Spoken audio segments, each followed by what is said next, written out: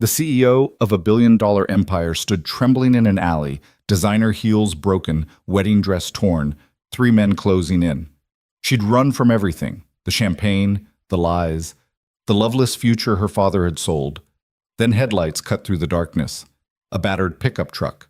A man with kind eyes and a sick child in the back seat. He asked one question. "Ma'am, you need help?" She said yes. She didn't know that single word would destroy and rebuild her entire world.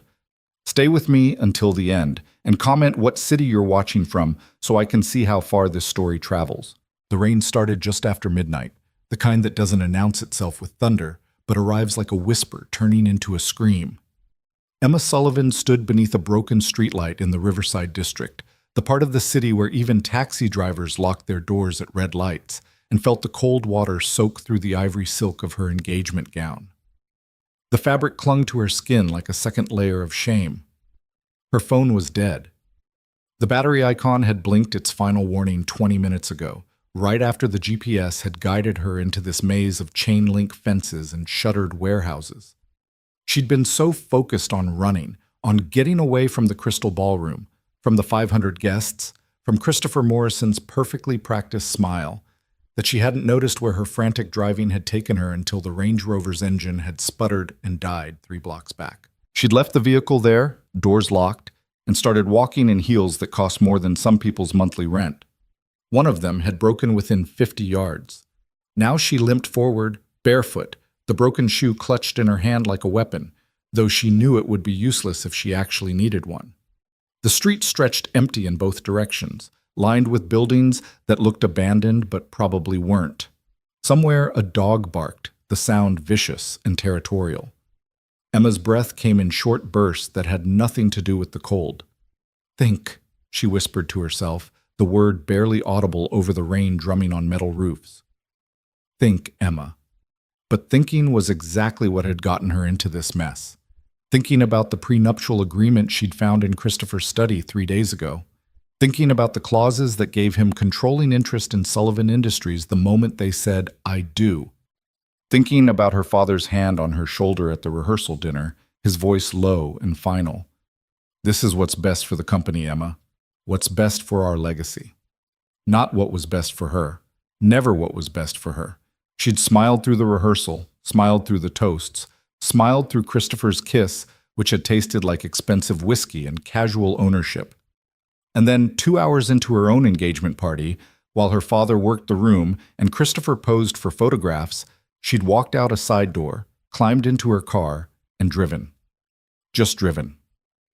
Away from the life that had been planned for her before she was old enough to choose. Away from the boardrooms and the expectations and the careful smile she'd learned to wear like armor. She'd driven until the city lights had faded behind her, until the GPS had cheerfully announced it was recalculating, until the engine had made a sound like surrender and left her here.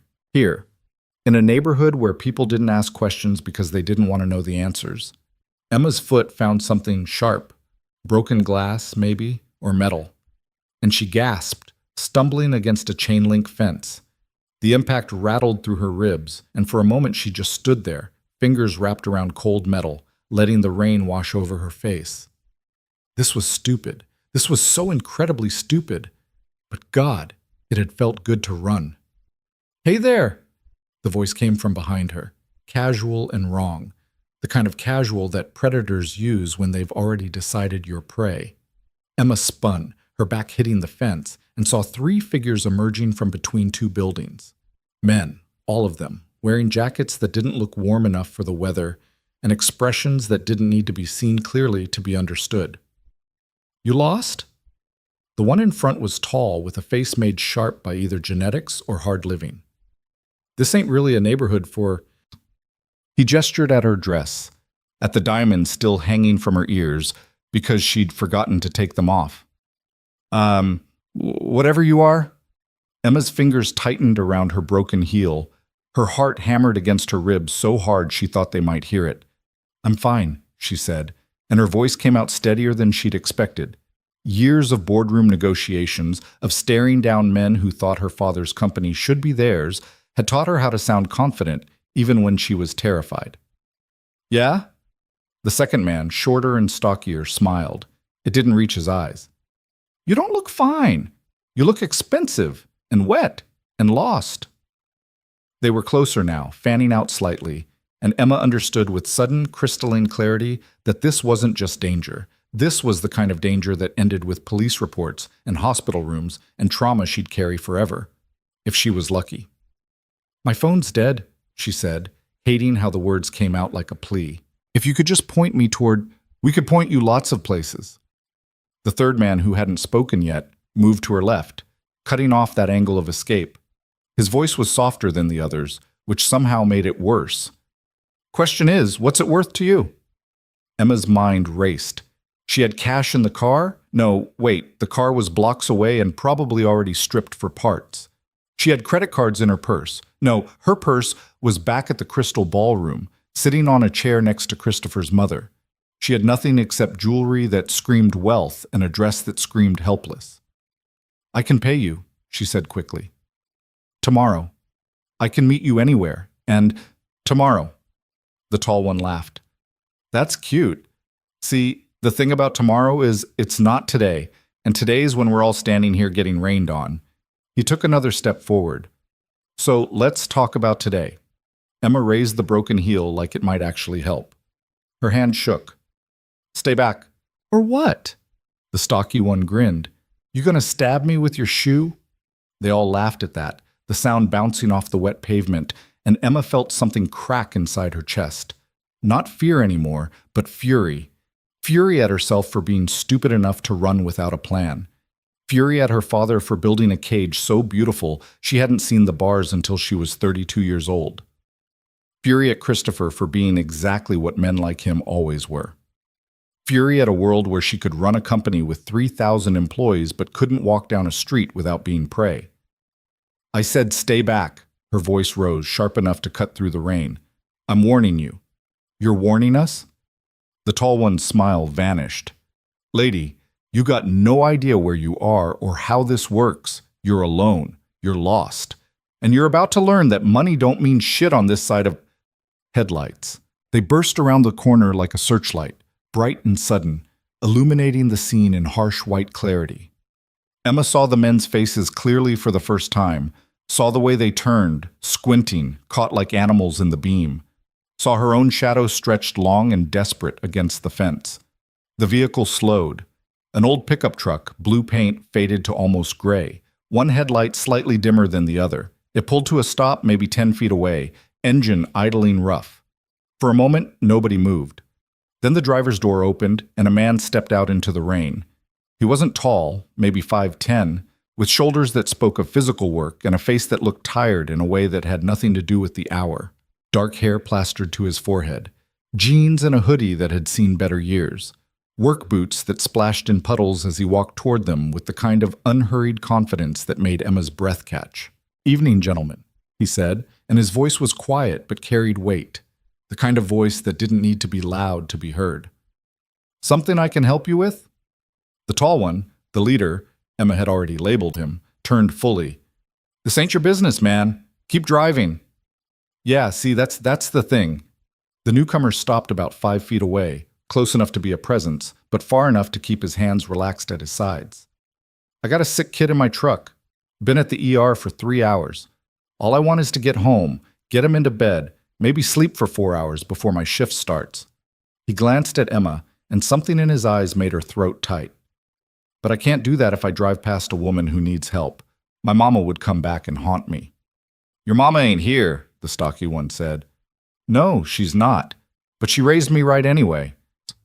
He looked back at the three men, and Emma saw the way his posture shifted, just slightly, weight settling onto the balls of his feet, hands still loose but ready.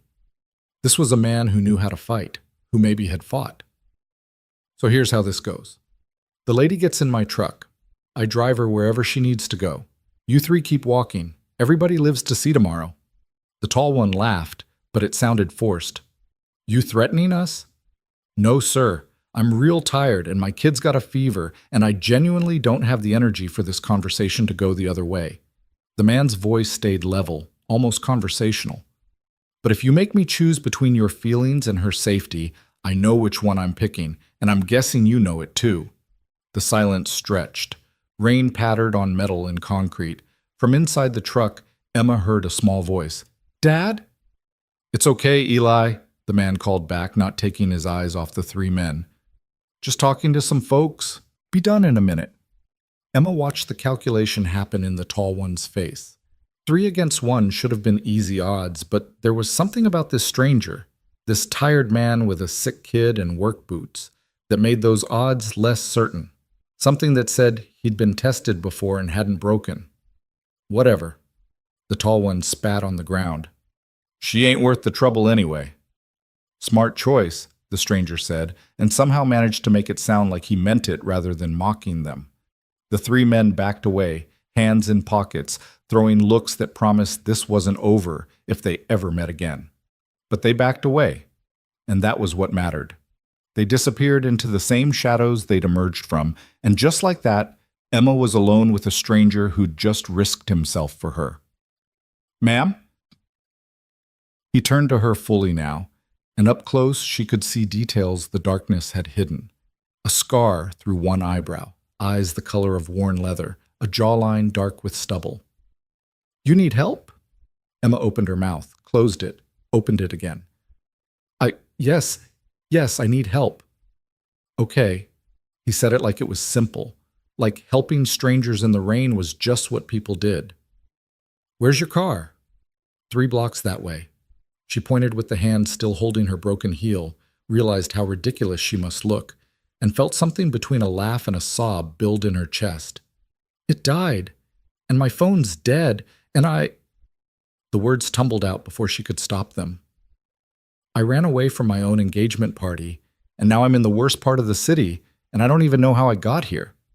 He studied her for a long moment, rain dripping from his hair, and Emma waited for judgment, for the questions, for the inevitable recognition, because even soaked and bedraggled, she was Emma Sullivan, and people knew that name. But all he said was, "Been one of those nights, huh?" And despite everything, the fear still pumping through her veins, the cold rain, the absolute disaster her life had become, Emma laughed. It came out shaky and a little unhinged, but it was real. "Yeah," she said. "One of those nights." "Well, come on then." He gestured toward the truck. "Let's get you somewhere safe." Emma hesitated, and he must have seen it because he added, "I got a 7-year-old in that truck who barely knows I exist when he's got a fever. My threat level is pretty low. But if you'd rather wait here for your phone to magically charge itself, I understand." "No." She pushed away from the fence, wincing as her cut foot hit the pavement. "No, I'll take my chances with you." "Smart." He walked beside her to the truck, matching her limping pace. "Relatively speaking, anyway. What's your name, if you don't mind me asking?" Emma paused with her hand on the passenger door handle. This was the moment where she could be honest or careful, Emma Sullivan or just Emma, the CEO or the woman who'd run. "Emma?" she said finally. "Just Emma." "Jack Turner," he replied, opening the door for her. "And that bundle of misery in the back is my son, Eli." Emma climbed into the truck, the interior warm and cluttered with the debris of real life, fast food wrappers, a child's backpack, a stuffed dinosaur, papers covered in crayon drawings. In the back seat, a small boy huddled under a blanket, his face flushed with fever, dark hair sticking up in all directions. "Hi," Eli whispered, his voice hoarse. "Hi," Emma whispered back, something in her chest squeezing tight. Jack climbed into the driver's seat, water dripping from his hoodie, and put the truck in gear. "Where am I taking you, just Emma?" And that was the question, wasn't it? Where could she go? Not home.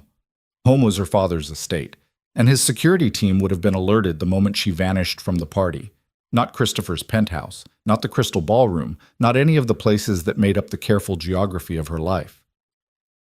"I don't know," she admitted, and felt the weight of it settle over her. "I honestly don't know." Jack was quiet for a moment, windshield wipers beating a steady rhythm. Then, "There's a diner about 10 minutes from here. Open all night. Good coffee, decent pie. We can sit, you can use their phone, figure out your next move." He glanced at her. "Sound okay?" It sounded more than okay. It sounded like salvation. "Yeah," Emma said softly. "That sounds perfect." The truck pulled away from the curb, leaving the alley and the danger behind. Emma watched the dark streets slide past the window and felt something she hadn't felt in years. The peculiar lightness of having no plan, no schedule, no expectations. She was soaking wet, barefoot, probably bleeding, and riding in a stranger's truck in the worst part of the city, and for the first time in months, she could breathe. "Thank you," she said, so quietly she wasn't sure he'd hear. But Jack just nodded, his hands steady on the wheel, his feverish son breathing soft and rattling in the back seat, and said, "Don't mention it. We all need help sometimes." Tut. The diner Jack took her to was called Rosie's, a squat building with neon signage that buzzed in the rain. The parking lot held maybe 3 other vehicles, and through the windows Emma could see the warm yellow glow of fluorescent lights and a waitress wiping down empty booths. Jack parked near the entrance and killed the engine. For a moment they all just sat there, listening to the rain drum on the truck's roof. "Eli, buddy, you awake?" Jack turned in his seat. "Mm-hmm." The boy's eyes were barely open. "We're going to go inside for a bit. Get warm. Maybe some soup. How's that sound?" "'Kay." Jack looked at Emma. "You good to walk?" She glanced down at her feet, one of them definitely bleeding now, the cut from the glass deeper than she'd thought. "I'll manage." "Hold on." Jack rummaged in the glove compartment and pulled out a mostly clean t-shirt. "It's not exactly first aid, but you can wrap that foot. Better than walking in barefoot." Emma took the shirt, the fabric soft from many washings, and carefully bound her injured foot. It wasn't elegant, but it would work. They made their way inside, Jack carrying Eli, who'd wrapped himself around his father like a koala, and Emma limping behind in her torn engagement gown and makeshift bandage. The waitress looked up as they entered, and her expression went from bored to concerned in an instant. "Jack Turner, what in the world?" "Long story, Rosie." Jack headed for a corner booth. "Coffee for 2, and maybe some chicken noodle soup if you've got it warm." "I always got soup warm, you know that." Rosie, a woman in her 60s with gray hair pulled into a practical bun, was already moving toward the coffee pot, but her eyes stayed on Emma. "Honey, you okay? You need me to call someone?"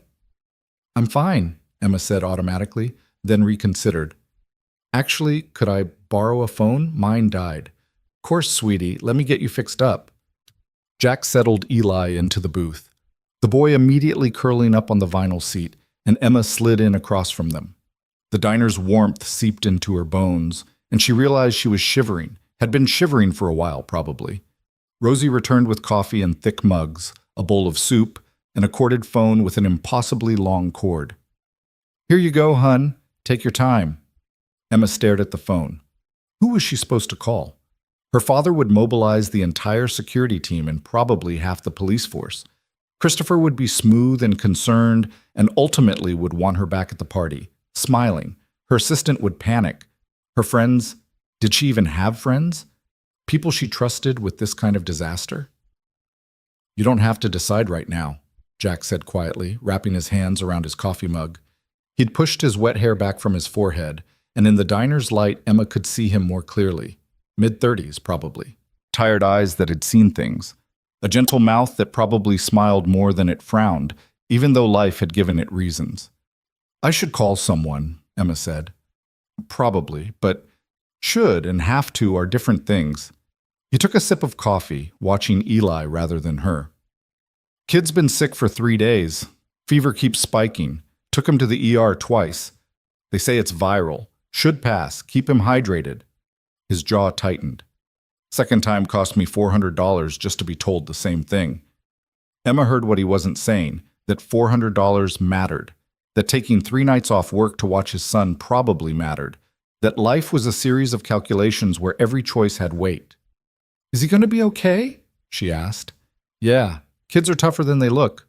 Jack smiled slightly, a real smile that transformed his tired face. "His mom used to say he got his stubbornness from me." She was right. Used to say, past tense. "I'm sorry," Emma said, understanding clicking into place. "Don't be. She was sick a long time. When she passed, it was—" He paused, searching for the word. "Gentle, I guess. As gentle as that kind of thing can be. And Eli was only 4, so his memories are more like feelings now, warmth and safety and love, but not specifics. He looked at Emma then, really looked at her. You don't gotta tell me what you're running from, but I know the look. That's someone who hit a wall and decided to go through it instead of stopping. Emma's throat tightened. Is it that obvious? Wedding dress, expensive jewelry, no phone, no plan? Jack raised an eyebrow. Either you're running or you're the world's worst prepared runaway bride. Despite everything, Emma laughed. The second one, maybe. Well, for what it's worth, I don't think you're worst at anything. He pushed the coffee cup toward her. Drink. You're still shaking. She did, and the coffee was terrible in the way that diner coffee always was, burnt and strong and somehow exactly right. The warmth spread through her chest, loosening the knot that had lived there for days. I'm supposed to get married in 3 weeks, she heard herself say. To a man I don't love. To save a company I'm not sure I want. And tonight, I found out that the whole thing, the engagement, the merger, all of it, is designed to take away the only thing I've ever had that was really mine. The words kept coming, unstoppable now. So I ran. No plan, no destination. I just got in my car and drove until it stopped working, and then I kept going on foot, and then those men, and then you. Jack listened without interrupting, his expression neutral. And now I'm sitting in a diner at 1 a.m. with a stranger and his sick kid, and I should be terrified or ashamed or something, but mostly I just feel... Emma trailed off, searching for the word. Free. Is that insane? Nah, Jack smiled. That's just honest. Freedom's terrifying and feels insane the first time you taste it. He glanced at Eli, who'd fallen asleep breathing soft and congested into his blanket. When my wife died, I had a choice.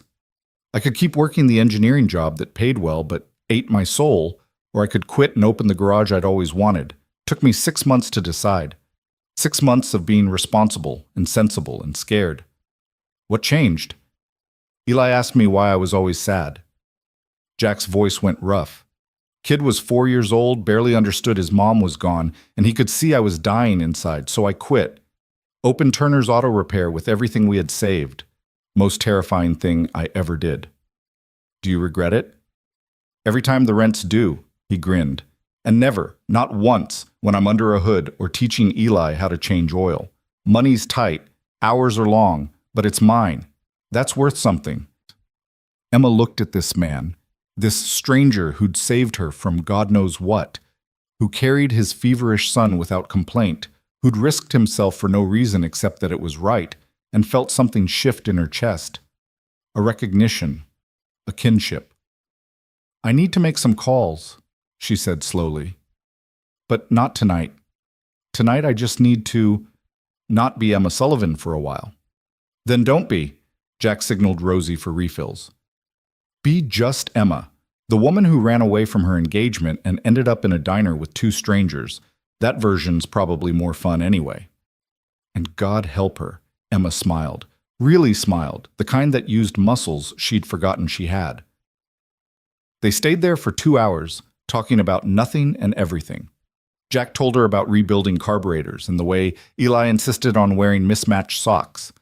Emma told him about board meetings that felt like gladiatorial combat and the strange loneliness of being powerful. They didn't talk about her last name or his lack of one, about the chasm of wealth and experience between them. They just talked. Around 3 a.m., Eli woke up crying, and Jack soothed him with practiced ease, checking his temperature, getting him to drink water, humming something soft and formless. Emma watched the careful tenderness of it and felt her heart crack open just slightly. I should let you get him home, she said finally. Yeah? Jack looked reluctant. You figure out where you're going? A hotel. I can walk to. I'll drive you. You don't have to. I know. Jack stood, Eli drooping against his shoulder. But I'm going to anyway. Humor me. So Emma let herself be driven to the Riverside Inn, a mid-range hotel that didn't ask questions when a barefoot woman in a torn wedding dress paid cash for a room. Jack waited while she checked in, Eli asleep in his arms, and when she came back out with her keycard, he said, You gonna be okay? Emma looked at him. at this man who'd appeared when she'd needed help and asked for nothing in return, and felt something dangerous bloom in her chest. Gratitude, yes, but more than that. Interest. Connection. The spark of possibility. "Yeah," she said softly. "I think I am." "Good." Jack shifted Eli's weight. "Take care of yourself, just Emma." "Wait." She touched his arm before she could stop herself. Could I get your number in case I need, I don't know, a mechanic or someone who makes terrible life decisions seem reasonable?" He smiled at that, tired but genuine. "Yeah, okay." He rattled off the digits, which she entered into the hotel phone by the registration desk since hers was still dead. "But fair warning, I'm not great with the whole texting thing. Takes me 10 minutes to send okay. I'll keep that in mind." They stood there for a moment longer, rain still falling outside, the night hovering between ending and continuing. "Thank you," Emma said, and meant it more than she'd meant anything in years. "For everything." "Don't mention it." Jack headed for the door, then paused and looked back. "Hey, Emma. Whatever you decide about the wedding and the company and all that, choose the version of yourself you can live with. The rest is just noise." Then he was gone, the door swinging shut behind him, taking his son and his kindness and his unexpected wisdom back into the rain. Emma stood in the lobby of a strange hotel, wearing a ruined engagement gown, and felt more like herself than she had in a decade.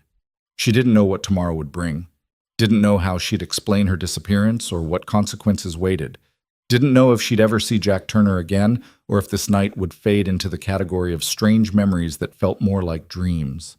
But she knew one thing with crystalline certainty: she wasn't going back.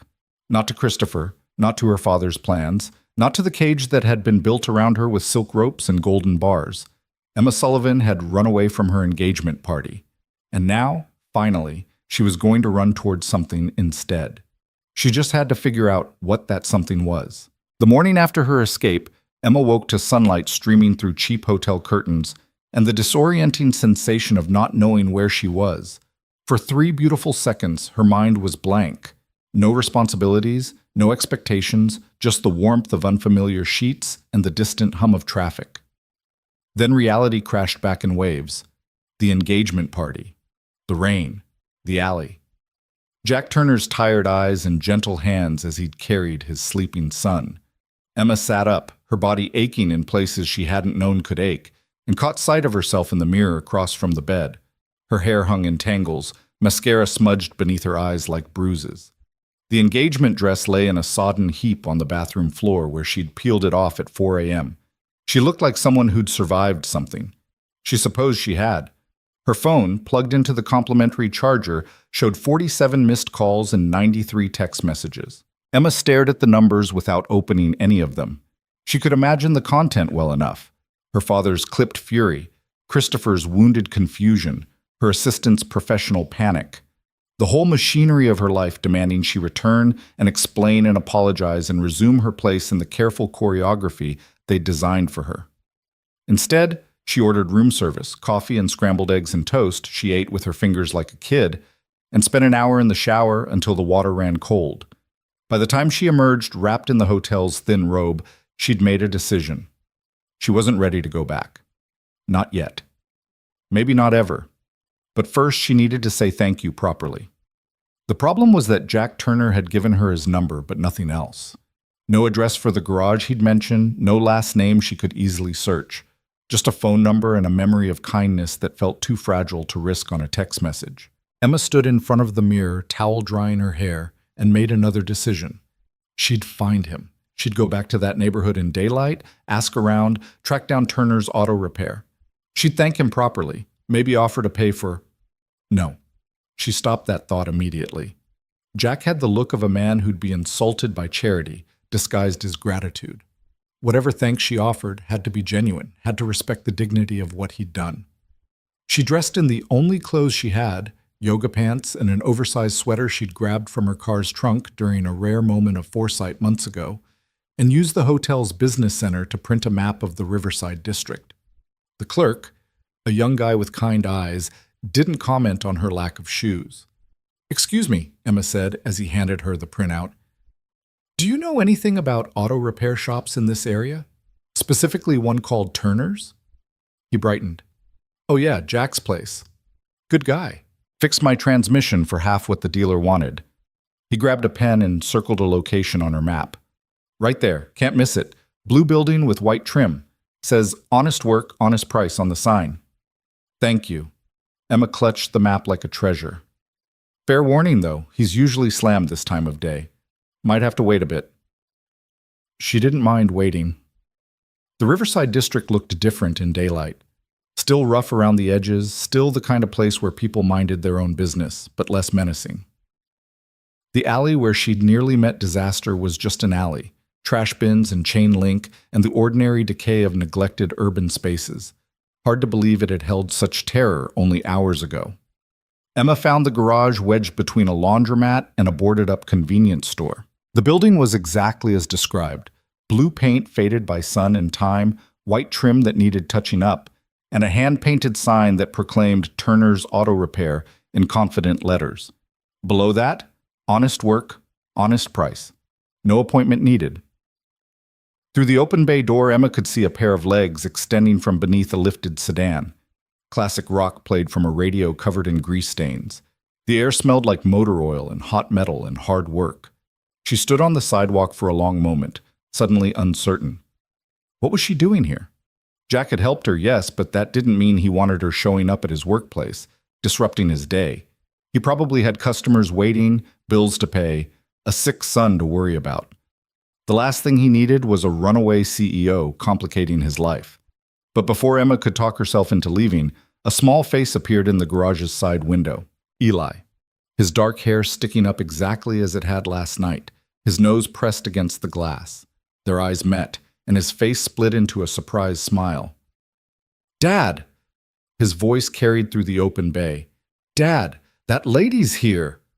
The legs under the car went still. Then Jack rolled out on a creeper, his face smudged with grease, wearing coveralls that had seen 1,000 repairs. He looked at Emma, and something flickered across his expression. Surprise, maybe, or concern. Just Emma, he said, sitting up and wiping his hands on a rag that only spread the grease around. Didn't expect to see you again. I know. I'm sorry. I should have called first, but Emma held up a reusable shopping bag she'd picked up at a convenience store on the way. I wanted to say thank you, properly. Jack stood, studying her with those steady brown eyes. Then he smiled slightly. You didn't have to do that. I did, actually. Emma stepped into the garage, hyper-aware of her bare feet on the oil-stained concrete. You saved my life last night. That deserves more than a rushed thank you at 3 a.m. I drove you to a diner and then a hotel. Pretty sure that's just basic human decency. But he was walking toward her now, interest in something else. Warmth, maybe, in his expression. Basic human decency is shockingly rare at 1 a.m. in bad neighborhoods. Emma held out the bag. I brought breakfast. Well, brunch. It's almost noon. Jack took the bag, looking inside with the careful attention of someone who didn't take gifts lightly. Coffee, bagels, cream cheese. He looked up at her. Did you guess? Or are you mildly psychic? The coffee cups in your truck last night had Lou's Deli stamped on them. I took a chance. Emma felt absurdly pleased with herself. That's some detective work. Jack set the bag on a workbench cluttered with tools and parts. Eli, come say hi properly. The boy appeared from a doorway that led to what looked like a small office. He wore SpongeBob pajamas and had blanket creases on one cheek. His fever had clearly broken. His color was better, eyes brighter, but he still moved with the careful exhaustion of someone who'd been sick. Hi, he said shyly. Hi, Eli. Emma crouched to his level, ignoring her protesting muscles. Feeling better? Yeah, Dad says I can't go to school till tomorrow, though. He made this sound like a tragedy. Your dad's smart. Rest is important. Emma glanced at Jack. Does he usually hang out at the garage when he's sick? Daycare won't take him with a fever, and I can't afford to close for 3 days. Jack said it matter-of-factly, without self-pity. So he's got a setup in the office. Books, tablet with educational games, strict instructions not to touch anything that could kill him. I'm very responsible, Eli added seriously. Emma's heart squeezed. She thought of her own childhood, nannies and tutors, and her father's distant presence between business trips. She'd never had to spend sick days in a garage office while her parent worked. She'd never had a parent who had to make those kinds of choices. "I bet you are," she told Eli. "What do you like to do? When you're not being responsible, I mean." "Legos. And drawing. And Dad's teaching me about engines." His face lit up. "Did you know that a car engine is basically a bunch of tiny explosions happening really fast?" "I did not know that." Emma stood, smiling. "That's actually kind of cool." "Right?" Eli bounced slightly, his earlier shyness evaporating. "And Dad says when I'm older, I can help with the real repairs, not just handing him tools." "That'll be a while, buddy." Jack ruffled his son's hair. "Go wash your hands and you can have a bagel. The everything one's yours." Eli scampered off and Jack turned back to Emma. In the garage's fluorescent lighting, she could see details she'd missed last night. The laugh lines around his eyes, the silver threading through his dark hair at the temples, the way his coveralls hung on a frame that was lean from labor rather than gym membership. "You really didn't have to come," he said quietly. "I meant what I said. Helping you wasn't something that needed repaying." "I know, but I wanted to." Emma tucked her hair behind her ear, suddenly self-conscious. "And honestly, I woke up this morning in that hotel room, looked at 93 messages from my real life, and thought, I'd rather go see the guy who didn't ask questions and just helped. So here I am. Being selfish, probably." Jack's expression softened. "That's not selfish. That's human." He paused, wiping his hands again, even though they weren't going to get cleaner. "You figure out what you're going to do about the wedding and all that?" "Not yet. I'm living 1 hour at a time right now." Emma looked around the garage, at the car on the lift, the organized chaos of tools, the calendar on the wall covered in Eli's crayon editions. "This is a nice place. Feels honest." "That's the goal. Can't always pay the bills with honesty, but I sleep okay at night." Jack grabbed 2 folding chairs from against the wall and set them up near the workbench. "You got time to sit? I should eat before my 1 o'clock shows up." "I've got nothing but time." Emma sat, accepting the coffee and bagel he handed her. "That's a weird feeling." "Yeah? What's your normal feeling?" "Suffocating." The word came out before Emma could stop it, raw and true. Every hour scheduled, every decision analyzed, every move calculated for maximum benefit to the company, to the family legacy, to everyone except the person actually living the life. Jack bit into his bagel, chewing thoughtfully. "Sounds exhausting." "It is. It was. Past tense, I guess, since I just blew it all up." Emma laughed, but it came out shaky. "I ran away from my engagement party, Jack. Just left.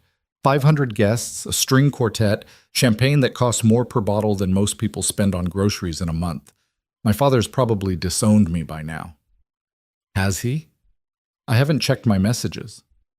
"Then maybe he hasn't." Jack took a sip of coffee. "Or maybe he has, and you're free. Either way, you won't know until you look." "I know. I'm just not ready for the answer yet." Emma picked at her bagel. "Can I ask you something? When you decided to leave your engineering job and open this place, how did you know it was the right choice?" "I didn't." Jack said it simply. "I just knew staying was the wrong one. Sometimes that's all you get. Not the certainty that you're moving towards something good, just the certainty that you can't stay where you are." Eli returned then, hands still damp from washing, and climbed into a third chair that Jack produced from somewhere. He attacked his bagel with the single-minded focus of a 7-year-old who'd been sick and was now aggressively hungry. "Miss Emma," he said through a mouthful of bread and cream cheese. "Chew first, buddy," Jack reminded him. Eli swallowed. "Are you Dad's friend now?"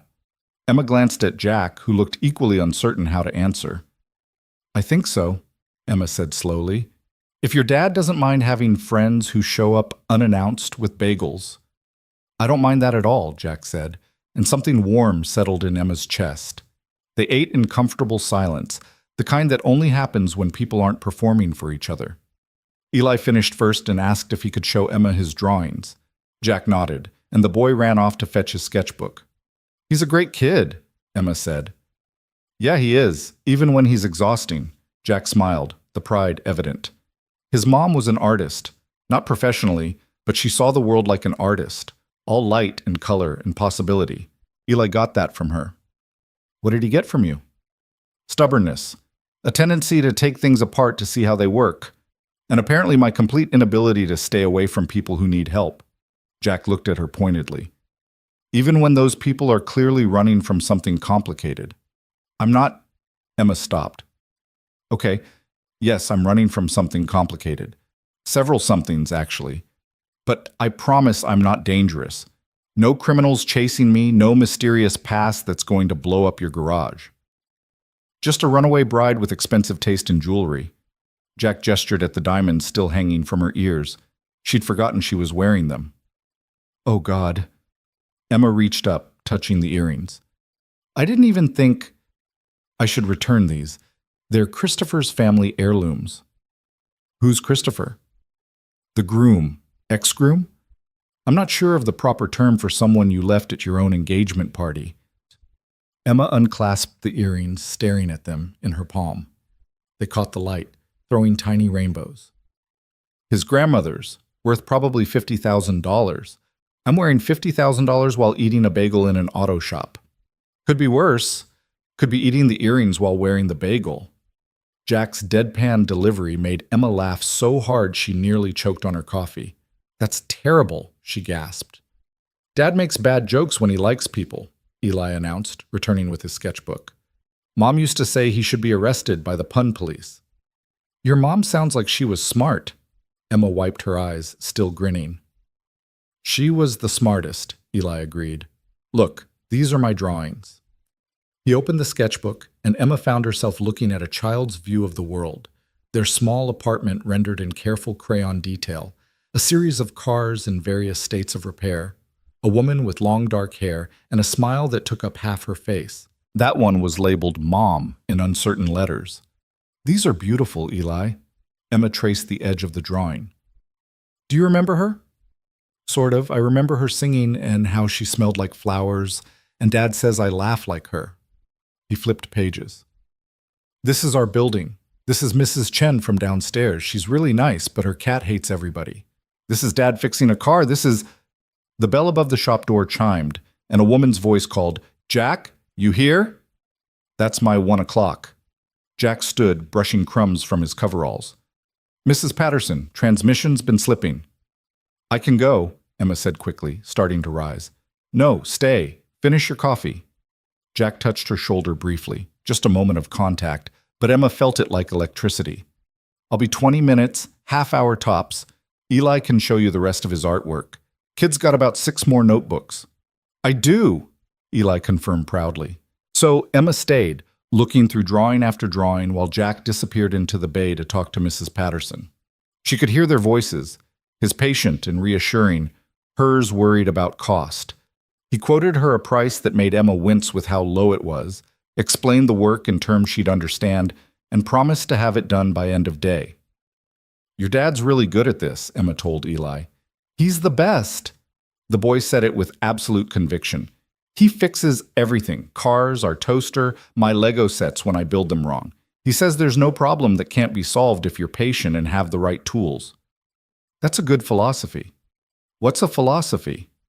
A way of thinking about the world, a belief system. Emma tried to simplify. Like a rule you try to follow. Oh, then yeah, it's a good one. Eli turned to a fresh page in his notebook. What's your philosophy? Emma opened her mouth to answer and realized she didn't have one. Or rather, she'd been living by her father's philosophy for so long that she didn't know what her own was. Work hard. Never show weakness. Put the company first. Marry strategically. Smile for the cameras. I'm still figuring that out, she said finally. But I think it's going to be something like your dad's, about fixing things instead of giving up on them. You can write that down, Eli offered, pushing the notebook toward her, so you don't forget. And somehow, sitting in an auto shop at noon on a Tuesday, Emma found herself writing in a 7-year-old's sketchbook. Fix things instead of giving up. She drew a little heart next to it, felt ridiculous, then decided she didn't care. Over the next hour, more customers came and went. Jack handled each with the same patient competence, listening to their problems, offering solutions, never overselling or pushing work they didn't need. Emma watched him slide under cars and emerge covered in fresh grease, explaining repairs with the ease of someone who genuinely loved what he did. During a lull, Emma asked, "Do you ever miss engineering?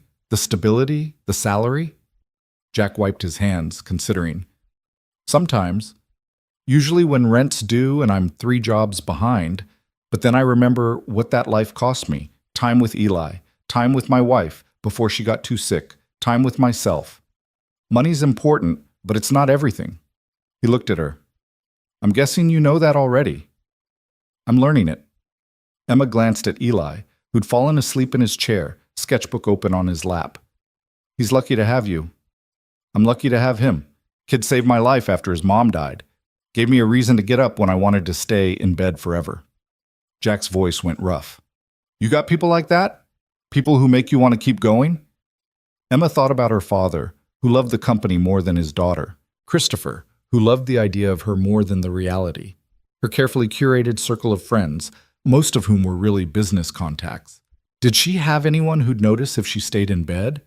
Anyone who needed her for more than what she could do for them? "No," she admitted quietly. "I don't think I do." "That's going to change," Jack said with unexpected certainty. "Can tell you're the kind of person who builds things once you figure out what you want to build." "How can you tell?" "You showed up here with bagels because I helped you once. Most people would have sent a thank you card or a fruit basket. You came in person because connections matter to you, even if you haven't had many real ones." He smiled. "Plus, you're still here 3 hours later, hanging out in a garage with a strange guy and his kid.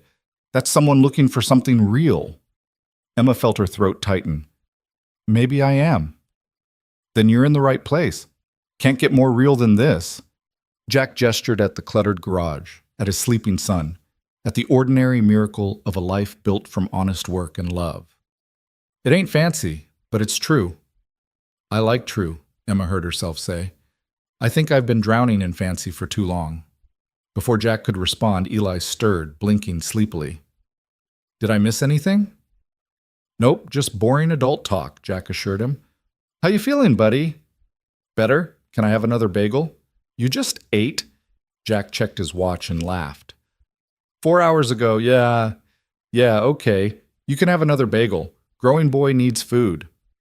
While Eli ate, Emma found herself drawn to the window where she could see the street outside. Her world felt very far away. The penthouse, the boardroom, the carefully controlled life she'd built because she'd never questioned if it was what she wanted. Here, in this little garage in a rough neighborhood, she felt more grounded than she had in years. I should probably go," she said reluctantly, even though every part of her wanted to stay. "Let you get back to work without distractions." "You're not a distraction," Jack said it simply, like fact. "But yeah, I got 2 more cars coming in before closing. Mrs. Patterson's transmission is going to take most of the afternoon." Emma nodded, gathering her things, which amounted to nothing except her phone still clutched in one hand, still showing notifications she hadn't opened. "Thank you," she said, "for the bagels and the company and letting me hide from my life for a few hours." "You're not hiding, you're regrouping." Jack walked her to the door. "There's a difference. Hiding's about fear. Regrouping's about strategy." "When did you get so wise?" "I've had a lot of time to think while lying under cars." He smiled, and Emma noticed for the first time that he had a dimple in his left cheek. "You know where to find me if you need another regrouping session, or if you just want coffee, or if those people from last night come back." "They won't," Emma said with more confidence than she felt. "Probably not, but still." Jack's expression turned serious. "Be careful, Emma. Whatever you're running from, make sure you're running toward something too. Otherwise, you're just lost in a different way." "I'll remember that." Emma paused at the door, one more question burning. "Can I come back? Tomorrow, maybe? I could bring lunch this time." Jack's smile widened. "I'd like that." "Eli would too. Kid doesn't get much company besides me and Mrs. Chen's evil cat." "Mr. Whiskers is not evil," Eli called from inside. "He's just misunderstood." "Same thing," Jack called back. Then to Emma, "Tomorrow, lunch? We'll be here." Emma left the garage feeling lighter than she had in months, maybe years. The afternoon sun felt warmer. The rough neighborhood seemed less threatening. Even her bare feet on the sidewalk didn't bother her. She'd walked 3 blocks before she realized she was smiling. That night, in her hotel room, Emma finally opened her messages. Her father's were exactly as expected: angry, then concerned, then coldly furious. Christopher's were wounded and confused. Her assistant had sent 17 increasingly panicked updates about rescheduling meetings and managing the PR disaster. But buried in the flood was a message from an unknown number sent that afternoon. "Thanks for lunch. Eli wants you to know Mr. Whiskers is evil. I want you to know we meant what we said. Come back anytime. Jack." Emma read it 3 times, something warm blooming in her chest. Then she did something she hadn't done in years. She turned her phone completely off and went to bed without setting an alarm, without planning tomorrow, without scheduling her life in 15-minute increments. She slept better than she had in a decade. The next morning, Emma woke with purpose. She bought lunch from a small Vietnamese restaurant, pho and spring rolls and iced coffee, and made her way back to Turner's Auto Repair. Jack's face lit up when he saw her, and Eli bounced with excitement, and for a few hours Emma sat in a folding chair and watched them work. She came back the day after that, and the day after that. It became routine. Emma appearing around noon with food from different restaurants, Jack and Eli welcoming her like she belonged there. She learned the rhythm of the garage, the way customers trusted Jack implicitly, how he never charged enough and always delivered more than promised. She learned that Eli was brilliant at math but struggled with reading, that he wanted to be either a mechanic or an astronaut when he grew up, that he collected rocks and believed in aliens. She learned that Jack had been married for 6 years before his wife got sick, that he'd spent 2 years watching her fade. That grief had nearly broken him, but his son had pulled him through. She learned he could fix anything mechanical but was hopeless at cooking, that he read science fiction novels and played guitar badly, that he'd turned down a lucrative job offer 3 months ago because it would have meant moving Eli away from his school and friends. And Jack learned about her, carefully, gradually, as Emma peeled back layers she'd been hiding under for years. He learned she ran a tech company she'd inherited, that her mother had died when Emma was 12, that her father had raised her to be a chess piece in his corporate empire. He learned about Christopher and the prenup and the moment she'd realized her entire life was a cage. He never pushed for details, never asked about her last name or why she kept paying for hotel rooms instead of going home. He just listened, and somehow that was exactly what Emma needed. On the 5th day, Jack handed her a wrench. "What's this for?" Emma turned it over in her hands. "Mrs. Patterson's daughter is coming in for an oil change. Figured you might want to learn something useful." Jack's eyes sparkled. "Unless you'd rather just watch." "No." Emma stood, suddenly energized. "No, I want to learn. Teach me." So Jack taught her how to check oil levels and tire pressure, how to identify the major engine components, how to change a filter and not lose the oil cap. Emma got grease under her fingernails and oil on her borrowed shirt and felt more accomplished than she had closing any business deal. "You're a natural," Jack said, watching her work. "I'm terrible at this." "Yeah, but you're terrible with confidence. That's the important part." He bumped her shoulder gently. "Most people are afraid to try. You just dive in." "Is that a compliment?" "It's an observation. Whether it's a compliment depends on whether you dive into good things or bad things." He gave her a look. "Jury's still out." Emma laughed, wiping her hands on a rag. "Fair point." Eli appeared at her elbow. "Miss Emma, can you help me with my homework?" "What subject?" "Reading." He made a face. "We're supposed to read a whole chapter about frogs, and it's so boring." "I'll make you a deal," Emma said, crouching to his level. "You read me a paragraph, and I'll read you a paragraph. We'll take turns. Make it less boring." "Okay?" Eli ran to get his book. Jack watched this exchange with an expression Emma couldn't quite read, soft and a little sad and something else. When Eli was out of earshot, he said quietly, "You're good with him. He makes it easy." "No, that's—" Jack paused, searching for words. "His mom used to read with him like that, taking turns, making it a game. I try, but I'm not—" He trailed off. "You're doing great," Emma said firmly. "He's happy and healthy and kind. That's all because of you. Maybe. Or maybe he's just a good kid who deserves better than a dad who's always covered in grease and barely scraping by. Emma straightened, setting down the wrench carefully. Jack Turner, that boy worships you. You know that, right? Every drawing in those notebooks features you. Every story he tells ends with, "And Dad fixed it." You're his whole world. His world should be bigger. It will be. But right now, you're exactly what he needs. Emma touched his arm. She'd gotten comfortable with that over the past few days, small touches that meant connection. Stop questioning whether you're enough. You are. Jack looked at her for a long moment, something shifting in his expression. Then Eli returned with his frog book, and the moment passed. They read together in the garage office, alternating paragraphs about amphibian life cycles, and Emma realized she was happier than she'd been in years. No boardroom, no expectations. Just a 7-year-old's hand in hers and his father's quiet presence nearby. This, she thought, was what life was supposed to feel like. That evening, as Emma prepared to leave, Jack said, "You ever gonna tell me your last name?" Emma's heart stuttered. "Does it matter?" "Not really. You could be Jane Doe for all I care." He smiled slightly. But I can tell it matters to you. Like you're worried once I know. I'll treat you different." "Will you?" "Try me and find out." Emma took a breath. "Sullivan." Emma Sullivan. She watched his face carefully, waiting for recognition. Most people knew the name. Sullivan Industries was big enough to make news, and her engagement to Christopher Morrison had been announced in the business section of every major paper, but Jack just nodded slowly. "Sullivan. That's a good name. Irish? Somewhere way back, I think. My mom was half Irish. Used to make soda bread every Sunday." He wiped his hands on his coveralls. "So, Emma Sullivan, I'll see you tomorrow?" "You will." Emma felt dizzy with relief.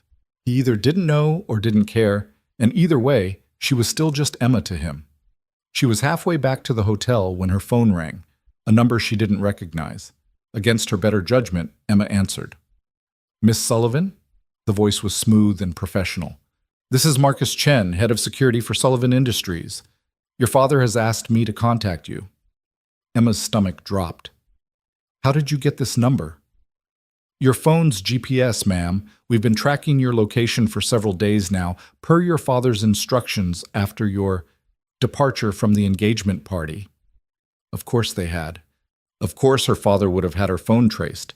She'd been so caught up in her little bubble of freedom that she'd forgotten about the reach of Sullivan Industries. "Tell my father I'm fine," Emma said carefully. "I'll come home when I'm ready." "Miss Sullivan, I'm afraid that's not acceptable. Mr. Sullivan has made arrangements for your return. A car will be at your hotel in 1 hour." "No." The word came out sharp. "I'm not coming back yet." "Ma'am, with all due respect, this isn't a request. Mr. Sullivan has concerns about your associations. The neighborhood you've been frequenting isn't safe for someone in your position." Emma felt cold wash over her. "What associations?" "Turner's Auto Repair. You've been spending considerable time there. Mr. Sullivan feels this connection could be problematic both personally and professionally." They'd been watching her, following her, documenting her visits to Jack's garage. Emma's fingers tightened around the phone. "You tell my father," she said slowly, each word deliberate, "that my associations are my own business. And if he sends a car to collect me like I'm a piece of property, I'll disappear in a way that GPS can't track." "Miss Sullivan," Emma hung up. "Chaz." She stood on the sidewalk, hands shaking, and understood that her bubble had just burst. The real world, her father's world, with its power and reach and absolute refusal to let her go, had found her. And worse, it had found Jack. Emma didn't sleep that night. She sat in her hotel room watching the parking lot, waiting for black SUVs that never came. Her father was many things, controlling, cold, ruthlessly efficient, but he wasn't stupid. He'd give her the night to stew in the knowledge that she'd been found, that her little escape had been monitored from the beginning, that there was no such thing as truly getting away. By dawn, Emma had made a decision. She wouldn't run. She wouldn't hide. But she also wouldn't let her father's reach destroy the one good thing she'd stumbled into. She needed to warn Jack. The garage didn't open until 8, but Emma arrived at 7:30, coffee and pastries in hand like armor. She found Jack already there, the bay door half open, working on a truck that looked like it had survived several small wars. He looked up as she approached, and his smile faded when he saw her face. What happened? He set down his wrench immediately. Can we talk? Inside? Emma glanced at the street, suddenly paranoid about security cameras and surveillance. Jack led her to the small office where Eli usually did his homework. The space was cluttered but clean, papers organized in careful stacks, a coffee maker that looked older than Emma, photographs tacked to a corkboard showing Eli at various ages, always with that same brilliant smile. You look terrified, Jack said quietly. Talk to me. Emma set down the coffee and pastries, her hands shaking slightly. I need to tell you something, about who I am, about why I was in that neighborhood the night we met. Okay.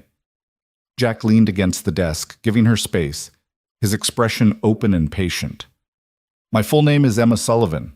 I'm the CEO of Sullivan Industries. We do tech manufacturing, supply chain management, some software development. 3,000 employees across 6 states. Revenue last year was just over $2 billion. The words came out mechanical, rehearsed from 1,000 investor meetings. My father built the company from nothing. When my mother died, he poured everything into making it succeed.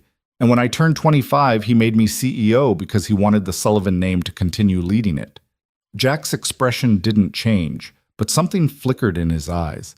Understanding, maybe, or the beginning of it. The man I was supposed to marry is Christopher Morrison. His family owns Morrison Logistics. They're our biggest competitor. The engagement was strategic, a merger disguised as a romance, designed to consolidate market share and eliminate competition. Emma's voice went hollow. I found the prenup 3 days before the party. It gave Christopher controlling interest in Sullivan Industries the moment we married.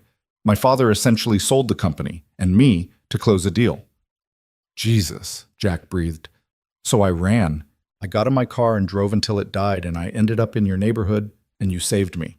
Emma met his eyes. But here's the part you need to know.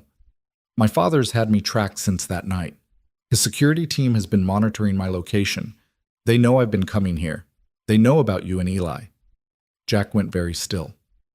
Why are you telling me this? Because my father called last night. Well, his security chief did.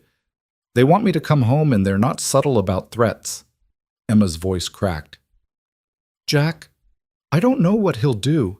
He's a powerful man with a lot of resources and absolutely no qualms about using them. I couldn't live with myself if you or Eli got caught in the crossfire of my family drama. For a long moment, Jack didn't say anything. He just looked at her, his expression unreadable, and Emma felt her heart breaking. This was it. This was where he told her to leave and never come back, that he had enough problems without adding a runaway heiress to the list. Emma Sullivan, Jack said finally, slowly, like he was testing the weight of the name. CEO, billionaire, running from an arranged marriage. He laughed, but it wasn't unkind. I gotta say, when you run away from your problems, you commit to it. I'm sorry. Emma's voice came out small. I should have told you sooner. It felt good to be just Emma for a while, to be treated like a person instead of an asset. Hey, Jack pushed off the desk and closed the distance between them.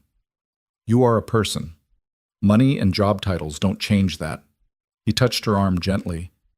But I'm not gonna lie, this is a lot. I know, and if you want me to leave, I understand. The last thing you need is my father's lawyers or security team showing up here, disrupting your business, threatening. Emma, Jack's voice was firm. Stop. Take a breath. She did, pulling air into lungs that felt too tight. I don't scare easy, Jack said. Had a wife die slowly over 2 years, quit a stable job to open a garage with no safety net. Raise a kid alone in a city that's expensive as hell. Your father might have money and power, but I've survived worse than rich men making threats. He doesn't make threats. He makes things happen. Then let him try. Jack's jaw set in a line Emma was beginning to recognize. Stubborn determination that wouldn't bend. You came here for help. I helped you. You came back with food and company and got grease under your fingernails learning about cars. You read frog books with my kid and made him laugh. That's real. That matters. And I'm not going to let some corporate shark scare me away from someone who's become, he paused, searching for the word, a friend, a good one. Emma felt tears prick her eyes. You might lose business. He could shut you down with code violations, zoning issues, a dozen different ways. He's done it before to people who got in his way. I've been barely hanging on since I opened this place. One more problem ain't gonna break me. Jack smiled slightly. Besides, I'm stubborn. Runs in the family. You've met Eli. Despite everything, Emma laughed wetly. He is pretty stubborn. Got it from his mom and doubled it from me. Kid's unstoppable when he decides something. Jack squeezed her arm once and let go. Point is, I'm not scared of your father. I'm more worried about you. What are you going to do? I don't know. Emma wiped her eyes roughly. I can't go back. Not to Christopher, not to that life, but I can't hide forever either. Eventually I'll have to face my father, deal with the company, figure out what the hell I want from the rest of my life. So do that. But do it on your terms, not his. Jack picked up one of the coffees, took a sip, and grimaced. God, that's terrible. Where'd you get this? The gas station on 5th. There's your first mistake. Never trust gas station coffee. He set it down. Come on, I'll make us some real coffee, and we'll figure this out.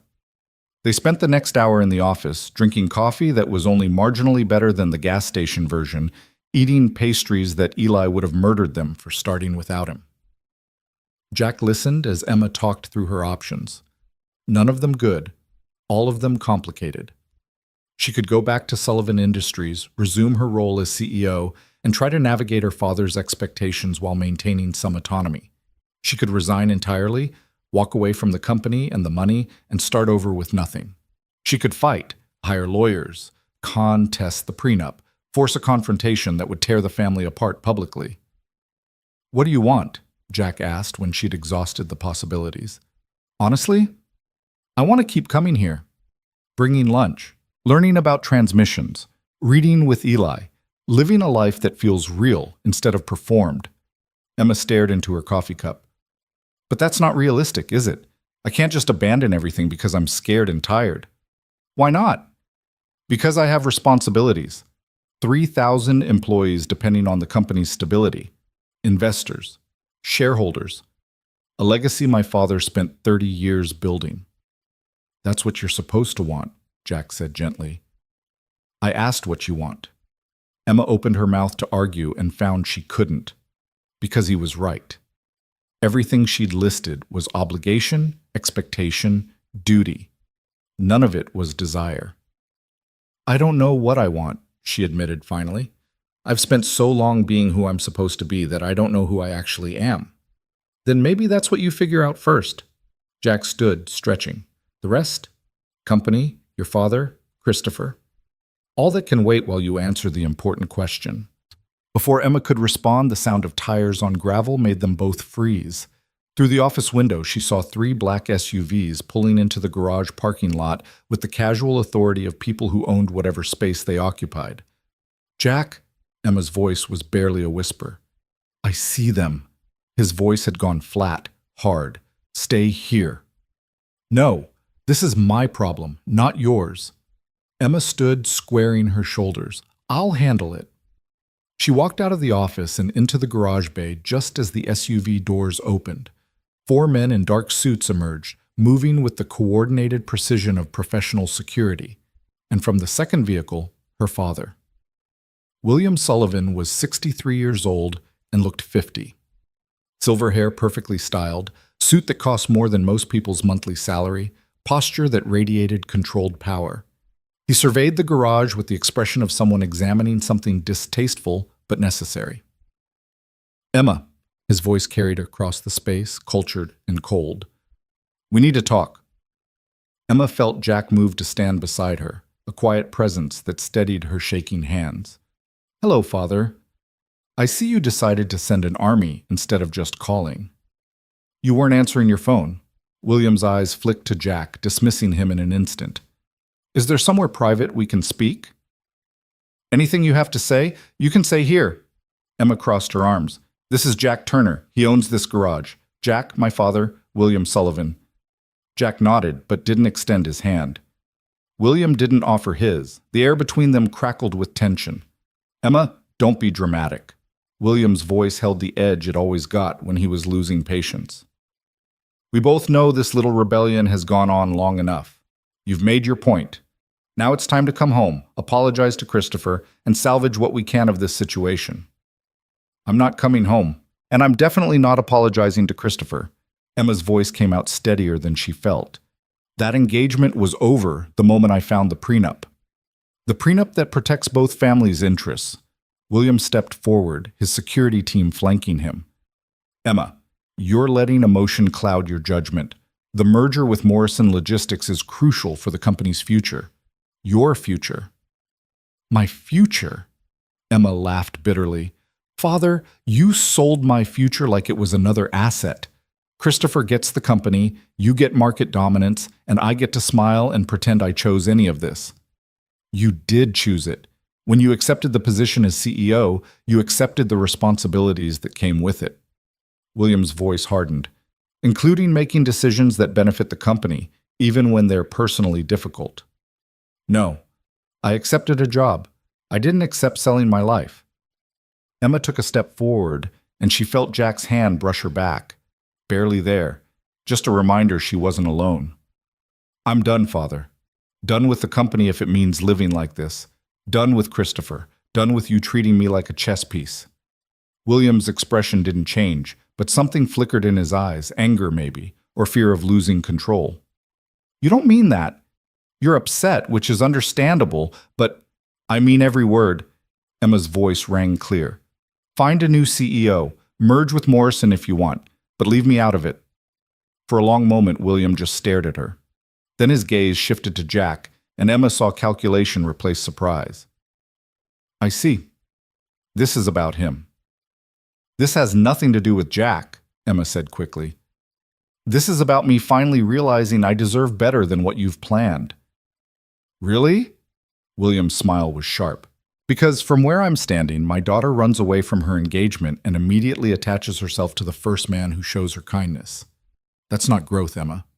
That's desperation. Emma felt the words like a slap, all the more painful because part of her feared they were true. But before she could respond, Jack spoke for the first time. Mr. Sullivan, with respect, your daughter's been coming here because she needed somewhere safe to figure out her life. That's all. We're friends. And friends don't judge each other for having the courage to walk away from situations that hurt them. William looked at Jack like he was noticing an insect. And you are? Jack Turner, owner of this garage, single father, guy who helped your daughter when she needed it. Jack's voice stayed level. That's really all you need to know about me. Oh, I know plenty about you, Mr. Turner. William pulled out his phone, tapped something, and held it up. John Henry Turner, 36 years old. Widowed 3 years ago. One son, Eli, age 7. Former aerospace engineer at Lockheed Martin, left to open this garage which has been operating at a loss for the past 18 months. 2 months behind on commercial rent, $3,000 in outstanding medical bills from your son's recent hospital visits, and credit card debt approaching $15,000. Emma's stomach dropped. Jack's expression barely changed, but she saw his jaw tighten. Did your homework, Jack said quietly. I always do. William pocketed his phone. Here's what's going to happen. Emma will return home with me. You will forget she was ever here, and in exchange for your cooperation and discretion, I'm prepared to pay off your debts and provide a substantial financial cushion for your business. He pulled an envelope from his jacket and held it out. Emma could see the edge of a check. How much? Jack asked. $100,000. More than enough to stabilize your business and provide security for your son. Emma felt sick. Father, you can't just... It's a generous offer, Mr. Turner. William's voice was smooth now, confident. More than you'd make in a year from this garage. All you have to do is step back and let Emma return to her responsibilities. Jack looked at the envelope for a long moment. Emma held her breath, knowing what that money would mean to someone in his position. Not just help, but salvation. Security for Eli. Breathing room he desperately needed. Jack reached out and took the envelope. Emma's heart cracked. He opened it, pulled out the check, and looked at the amount. Then he tore it in half, and half again. And again, until the pieces fluttered to the oil-stained concrete like snow. "If that's what you think I'm worth," Jack said, his voice like granite, "then you can't afford me." William's expression darkened. "That's a foolish decision, Mr. Turner." "Maybe, but it's mine." Jack crossed his arms. "See, here's the thing about buying people. It only works if they're for sale. I'm not. My friendship with Emma isn't. And you coming in here with your security team and your checkbook thinking you can wave money around and get what you want? That's not how the world works, at least not my world." "Your world?" William's laugh was cold. "Look around, Mr. Turner. Your world is falling apart. This garage is a month from foreclosure. Your son deserves better than a father who's too proud to accept help when it's offered." "Dad?" The small voice came from the doorway to the office. Eli stood there in his SpongeBob pajamas. He'd spent the night at the garage because Jack couldn't afford another day of missed daycare. His eyes wide and frightened. "What's happening?" Jack's entire demeanor changed instantly, softening. "It's okay, buddy. Just some grown-up stuff. Go back inside, okay?" But Eli didn't move. He looked at Emma, then at the strange men in suits, then at his father. "Are they making you sad?" "No, son. I'm fine." Jack moved toward him, but Eli dodged around and went straight to Emma, grabbing her hand. "Miss Emma, are you leaving?" His voice was small, scared. "Because of them?" Emma crouched down, ignoring her father's presence, focusing only on the boy whose trust she'd somehow earned. "Eli, These men are trying to take you away, aren't they? Like how Mom got taken away." Tears welled in his eyes. "You promised you'd finish the airplane with me. You promised." Emma's throat closed. She'd forgotten. 3 days ago, she'd started helping Eli build a model airplane, one of those complex kits that took patience and steady hands.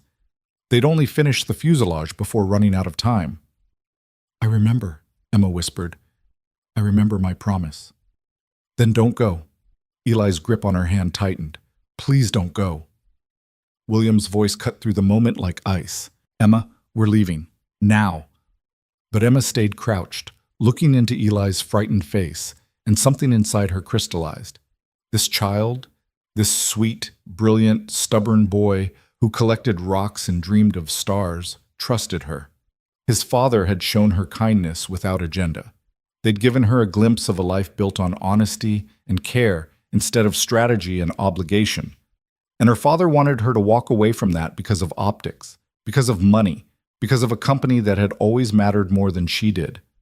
"No," Emma said, standing slowly but keeping Eli's hand in hers. "I'm not leaving." "Excuse me?" "You heard me, Father. I'm not leaving." Emma faced him squarely, and for the first time in her life, she wasn't afraid. "You can threaten Jack's business. You can try to shut down the garage. You can do whatever you want with Sullivan Industries, but I'm done letting you control my life." William's face flushed with anger. "You're making a mistake." "Probably, but it's my mistake to make." Emma felt Jack move to stand beside her, Eli between them, and it felt like something clicking into place. "I'm 29 years old, Father. I've spent my entire adult life trying to earn your approval, live up to your expectations, be the daughter and CEO you needed me to be. And I just realized I don't want to anymore. Emma, I quit."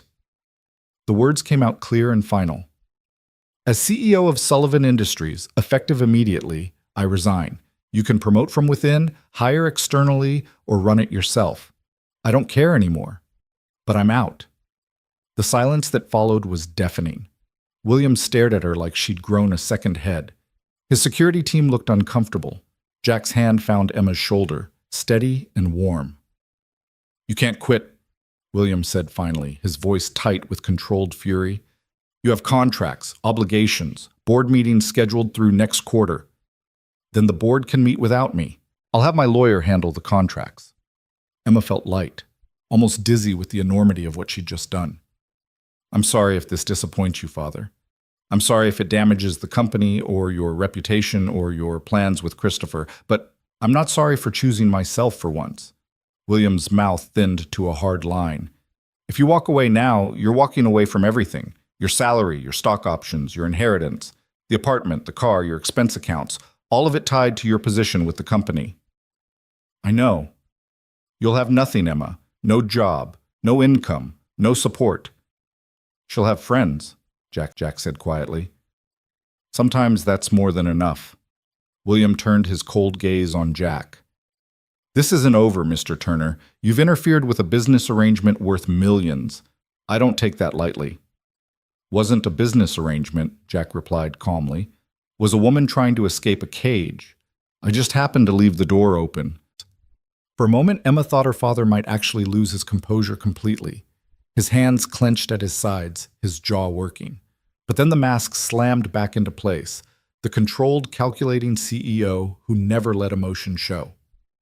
Fine, William said coldly. You want to throw away everything your mother and I built? You want to choose poverty and irrelevance over position and power?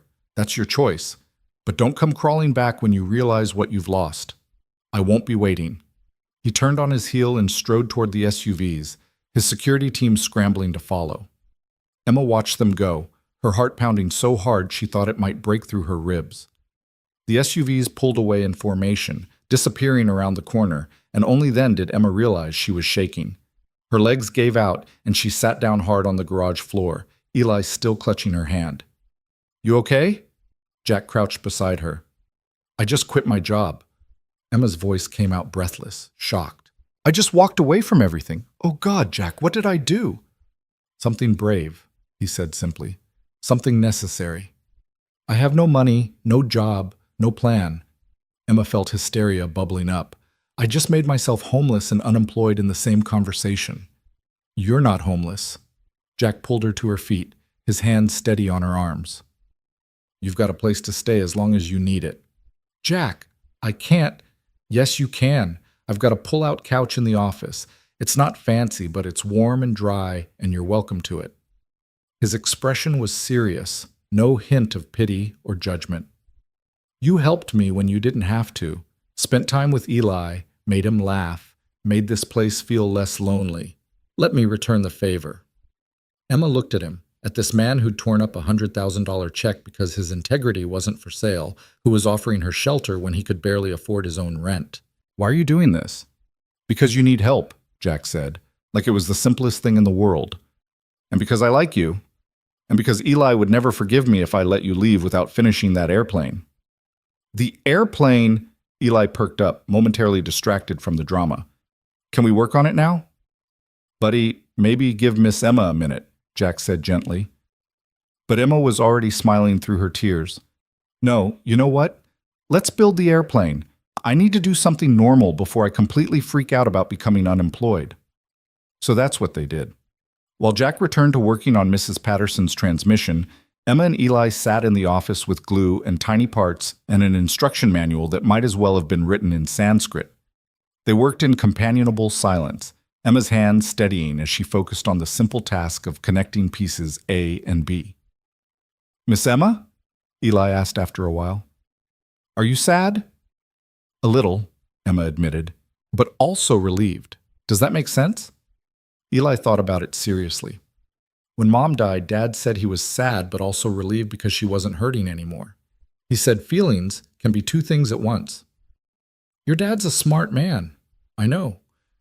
Eli carefully applied glue to a wing section. Are you really going to stay here? With us? For a while, if your dad doesn't mind. Just until I figure things out. Good. He said it with such simple satisfaction that Emma's throat tightened. You fit here. Over the next few hours, reality began to sink in. Emma had no access to her bank accounts, all tied to Sullivan Industries, no credit cards that weren't corporate, no apartment that wasn't company-owned. She had the clothes on her back, her phone, and exactly $43 in the wallet she'd grabbed from the hotel room. She was, for the first time in her adult life, completely without resources. It was terrifying. It was exhilarating. Hey, Jack said that evening after they'd closed the garage and were sharing takeout Chinese in the office. Eli had fallen asleep on the couch, exhausted from the day's excitement. You really okay? I know that was a lot. Emma picked at her low mane, thinking. My father spent my whole life teaching me that power comes from money and position. That without the company, without the Sullivan name carrying weight, I'd be nothing. She looked up at Jack. But I watched you tear up a check that could have solved all your problems because your principles mattered more. That's a different kind of power. One I want to learn. Principles don't pay the rent, Jack said, but he smiled slightly. No, but they let you sleep at night. That's worth something. Emma set down her food. Jack, I need you to know. I don't expect you to take care of me. I'll find work, figure out how to support myself. I just need time. Take all the time you need. He glanced at his sleeping son. Eli's already planning all the things he wants to show you. Kid's got a list. It includes his rock collection, every dinosaur he owns, and apparently a frog he found last week that I know nothing about. There's a frog? There's always a frog with this kid. He attracts amphibians. Jack's expression turned more serious. Emma, what your father said about my debts and the business struggling, all that's true. I can't offer you stability or comfort. This is barely a life I'm providing for my own kid, let alone anyone else. I don't need comfort. I need real. Emma reached across the space between them and took his hand, the first time she'd initiated that kind of contact. His palm was rough with calluses, warm and solid. These past few days, sitting in this garage, eating cheap takeout, learning about oil filters, that's been more real than anything I've experienced in years. So thank you. For the couch, for the friendship, for not letting my father bully you. Jack's fingers closed around hers gently. You're welcome. For what it's worth, I think you made the right choice. Scary as hell, but right. Ask me again in a week when I'm eating ramen for the third day straight. Hey, ramen's not that bad. Add an egg, some green onions, little sesame oil. That's a meal. Emma laughed, and it felt good. Real. Like maybe she could actually survive this. She slept that night on Jack's pull-out couch with a blanket that smelled like motor oil and Eli's stuffed dinosaur that he'd insisted she needed for protection from bad dreams. It wasn't the Egyptian cotton sheets of her penthouse, or even the decent mattress of the hotel. The springs poked her back and she could hear every car that passed on the street. But for the first time in months, Emma Sullivan slept without nightmares. The next morning, reality arrived in the form of a registered letter delivered to the garage. Emma signed for it with shaking hands, already knowing what it contained. The legal documents were thick and intimidating. Notice of termination from Sullivan Industries, cessation of benefits, revocation of access to company resources. Her father had worked quickly, severing every financial tie with surgical precision. Attached was a personal note in his precise handwriting. You made your choice. Live with it. Emma read it twice, waiting to feel devastated. Instead, she felt oddly calm. Bad news? Jack asked, wiping his hands on a rag. Official termination papers. My father's cut me off completely. Emma folded the letter carefully. So I guess it's really over. How do you feel? Free, Emma said, and realized she meant it. Terrified and free. That's a start. Jack jerked his head toward the garage bay. Come on, Mrs. Chen's dropping off her Civic this morning. Says it's making a noise like a dying whale. Want to help me figure out if she's exaggerating? She's not, Eli piped up from where he was eating cereal at the desk. Mr. Whiskers made the same sound last week before he coughed up a hairball. That's lovely imagery, buddy. Jack ruffled his hair. Eat your breakfast. Emma found herself smiling as she followed Jack into the garage. Her life had imploded spectacularly. She was broke, technically homeless, and had just burned every bridge to her former existence. But she was standing in a garage that smelled like honest work, about to diagnose a car's problems with a man who valued integrity over money, while his son compared engine noises to cat hairballs. For the first time in her life, Emma Sullivan had no idea what tomorrow would bring. And somehow, that felt exactly right. Mrs. Chen's Civic did indeed sound like a dying whale, and it took Emma and Jack 3 hours to trace the noise to a failing water pump. By the time they'd diagnosed the problem, Emma's hands were black with grease, and her back ached from bending over the engine compartment, but she felt more accomplished than she had closing any million-dollar deal. You're getting good at this, Jack said, watching her wipe her hands on a rag that only spread the grease around. Couple more weeks, and I might actually be able to pay you. Emma laughed, but the comment lodged in her chest with uncomfortable weight. Money. She'd always had it, never thought about it, and now suddenly it was all she could think about. $43 wouldn't last long, and she couldn't keep living off Jack's charity indefinitely. "Jack," she said carefully as they cleaned up for lunch, "I need to find work, real work, something that pays." "I know." He didn't look at her, focusing instead on organizing his tools with methodical precision. "Been thinking about that. You got any skills besides running a billion-dollar company?" "I have an MBA from Wharton. I'm fluent in 3 languages. I can analyze supply chains, negotiate contracts, read financial statements." Emma heard how ridiculous it sounded. "Nothing useful for actual employment." "That's not true. Every business needs someone who understands numbers and logistics." Jack closed his toolbox. "Question is whether you're willing to start at the bottom." "I'm sleeping on your couch and wearing the same clothes 3 days in a row. I think my bottom starting credentials are solid." That earned a smile. "Fair point. There's a community center about 6 blocks from here. They run job training programs, help with resumes, that kind of thing. Sarah Martinez runs it. Good people. I'll introduce you." So that afternoon, while Eli was at school, his fever finally gone, energy restored to normal 7-year-old chaos levels, Jack drove Emma to the Riverside Community Center in his battered pickup. The building was squat and practical, its walls covered in cheerful murals that couldn't quite hide the underlying decay of the neighborhood. Sarah Martinez turned out to be a woman in her 40s with kind eyes and a handshake that could crack walnuts. She listened to Emma's carefully edited story, left a corporate job, needed a fresh start, willing to do anything legal without judgment or excessive curiosity. "We get a lot of people making new beginnings," Sarah said, leading them through a hallway lined with bulletin boards, advertising GED classes, and food pantry hours. "Nobody here cares where you came from, just where you're trying to go." She set Emma up with a computer and job search resources, showed her how to build a resume that didn't scream overqualified and unemployable, and suggested starting with administrative positions or bookkeeping work. "You're articulate, professional, clearly educated," Sarah noted. "That'll help." "But Emma, I'm going to be straight with you. Without references from your previous employer, this is going to be harder than it should be."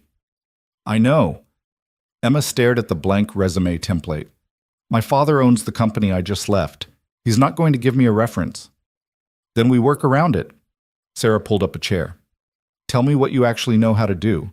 Not the fancy MBA stuff, the practical skills." Emma thought about it. "I can organize systems. I'm good with people when I'm not pretending to be someone I'm not.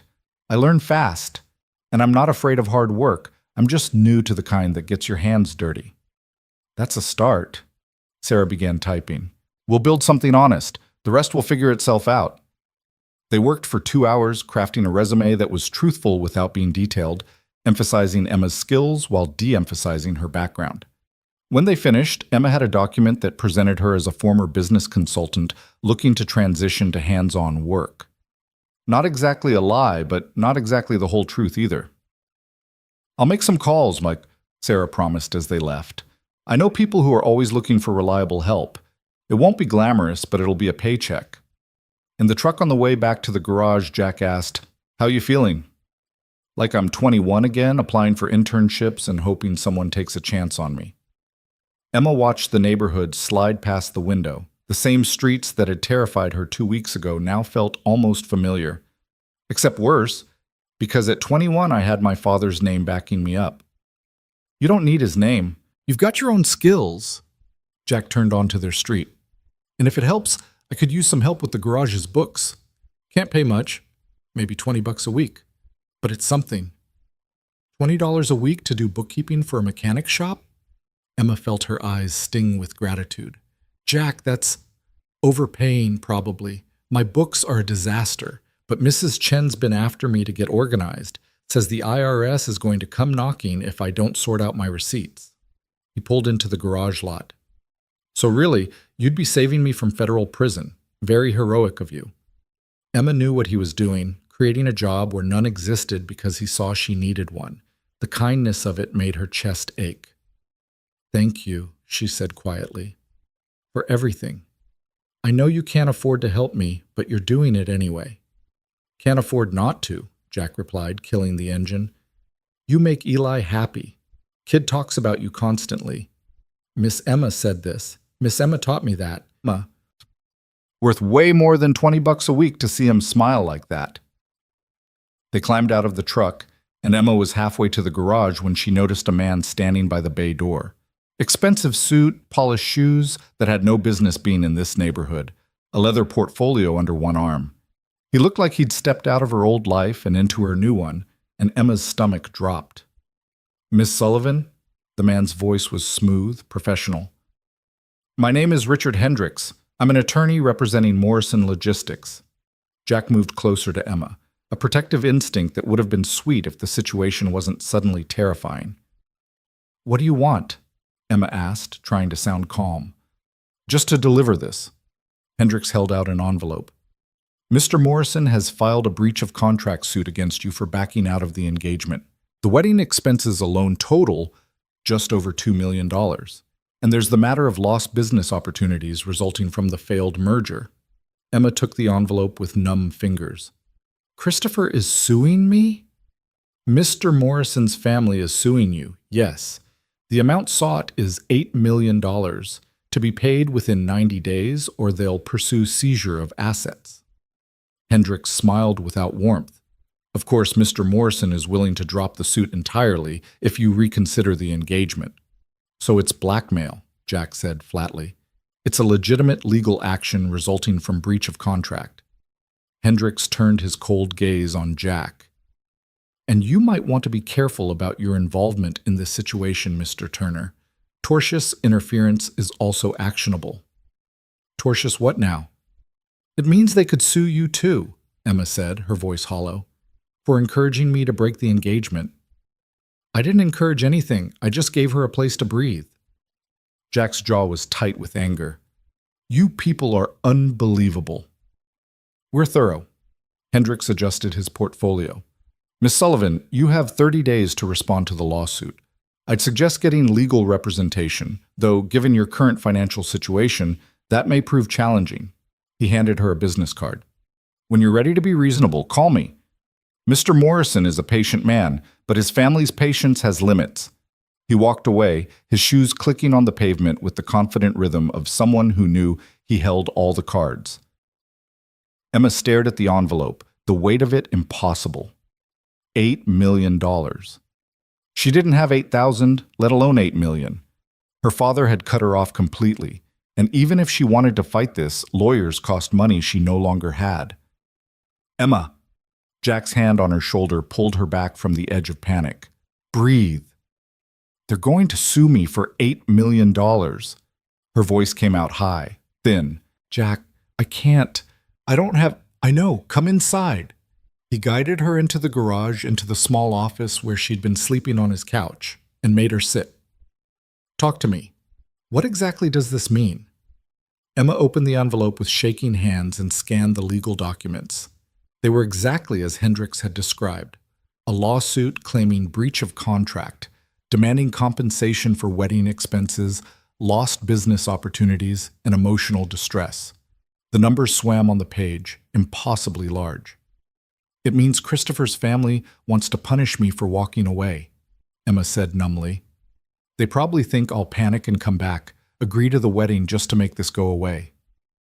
Will you? No. The word came out stronger than she felt. No, I won't. I can't. Even if it means bankruptcy or worse. Jack pulled up a chair and sat across from her. Okay. Then we figure out another way. There's always another way. Jack, this is $8 million. That's not a problem you solve by being optimistic. Emma felt hysteria bubbling up again. I'm broke. I have no assets, no income, no way to pay for a lawyer, let alone a settlement. They're going to bury me. Maybe. Or maybe they're bluffing. Jack took the papers from her hands, studying them with the careful attention he usually reserved for engine diagnostics. See, thing about rich people, they assume everyone's as motivated by money as they are. But you can't squeeze blood from a stone. You got nothing for them to take. They'll garnish any future wages, put liens on anything I ever own, make sure I can never have a normal financial life. So you'll have an abnormal financial life. Join the club. Jack set down the papers. Emma, I've been broke for 3 years. Still managed to keep my kid fed and a roof over our heads. It's not the end of the world. You don't understand. I understand that you're scared. That's fair. This is scary. His voice was patient, grounding. But you survived running away from your own engagement party. You survived your father showing up with an army and $100,000 bribe. You can survive this too. Emma wanted to believe him. God, she wanted to believe that courage and stubbornness were enough to overcome the reality of $8 million in legal threats. But she'd grown up in that world, knew how power and money crushed people who got in their way. I should leave, she said suddenly. Jack, this is only going to get worse. They mentioned suing you too, tortious interference. They're going to come after anyone connected to me. I can't let you and Eli get caught up in this. Little late for that. Jack's expression was stubborn. I tore up your father's check, remember? Pretty sure that ship sailed. This is different. This is a lawsuit, legal action. They could destroy your business, take everything. They could try. Jack stood, crossing to the small window that overlooked the garage bay. You know what my life was before you showed up? Work, worry about money, try to keep Eli happy, repeat. Same thing every day, just getting by. No end in sight. He turned back to her. Then you crashed into it with your torn wedding dress and bare feet, and suddenly we're having bagels for breakfast and building model airplanes and laughing. You made this place feel alive again. Jack, I'm not saying I'm in love with you. He held up a hand. That's not what this is about. What I'm saying is that you're my friend, Eli's friend, and friends don't run when things get hard. They stay and figure it out together. Emma felt tears slip down her cheeks. You barely know me. I know you're brave enough to walk away from everything you've ever known because it was wrong. I know you're patient enough to read about frogs with a 7-year-old.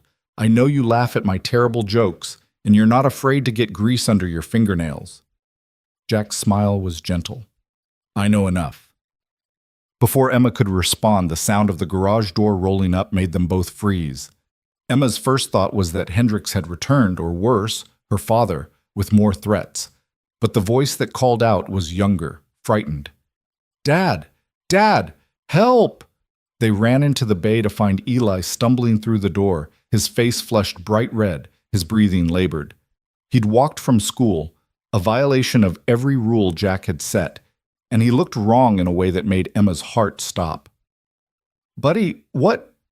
Jack caught his son as Eli's legs gave out. Jesus, you're burning up! Couldn't breathe, Eli gasped. Nurse said go home, but I didn't wanted to. His words dissolved into coughing, harsh and wet. Jack's face went white. Emma, call 911, now. She already had her phone out, fingers shaking as she dialed. The operator's voice was calm and professional, asking questions Emma barely registered. How old is the patient? What are his symptoms? Is he conscious? Ambulance is coming, Emma said, kneeling beside where Jack held Eli on the concrete floor. 5 minutes, they said. 5 minutes. Jack's voice was hollow with fear. His hands moved over his son with practiced efficiency, checking pulse, feeling his forehead, watching the labored rise and fall of his small chest. Eli, buddy, look at me. Stay with me, okay? Just breathe. Trying, Eli wheezed. His eyes were glassy, unfocused. Emma had never felt more useless. She'd negotiated billion-dollar contracts, managed thousands of employees, made decisions that affected hundreds of families. But here, watching this child struggle to breathe, she had no skills that mattered, no power that could help. What can I do? She asked desperately. Talk to him. Keep him calm. Jack was moving on autopilot, the terror in his eyes barely contained. Eli, Miss Emma's here. Can you hear her? Hi, Eli, Emma said, trying to keep her voice steady. Remember that airplane we're building? I figured out the tricky part with the landing gear. Can't wait to show you. Eli's eyes found hers, and he managed a tiny nod. We're going to finish it together, okay? You, me, and your dad. It's going to be the best model airplane in the whole city. Emma kept talking, saying anything, everything, just to keep him focused on her voice instead of his failing lungs. The ambulance arrived in 3 minutes that felt like hours. Paramedics swarmed in with equipment and questions, and Jack answered while never letting go of Eli's hand.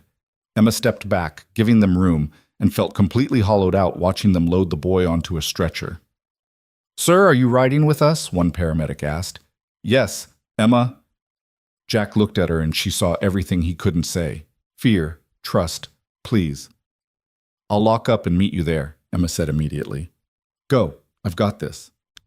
Jack nodded once and climbed into the ambulance, and Emma watched it pull away with lights flashing and siren wailing, taking with it the two people who'd become her entire world in less than 2 weeks.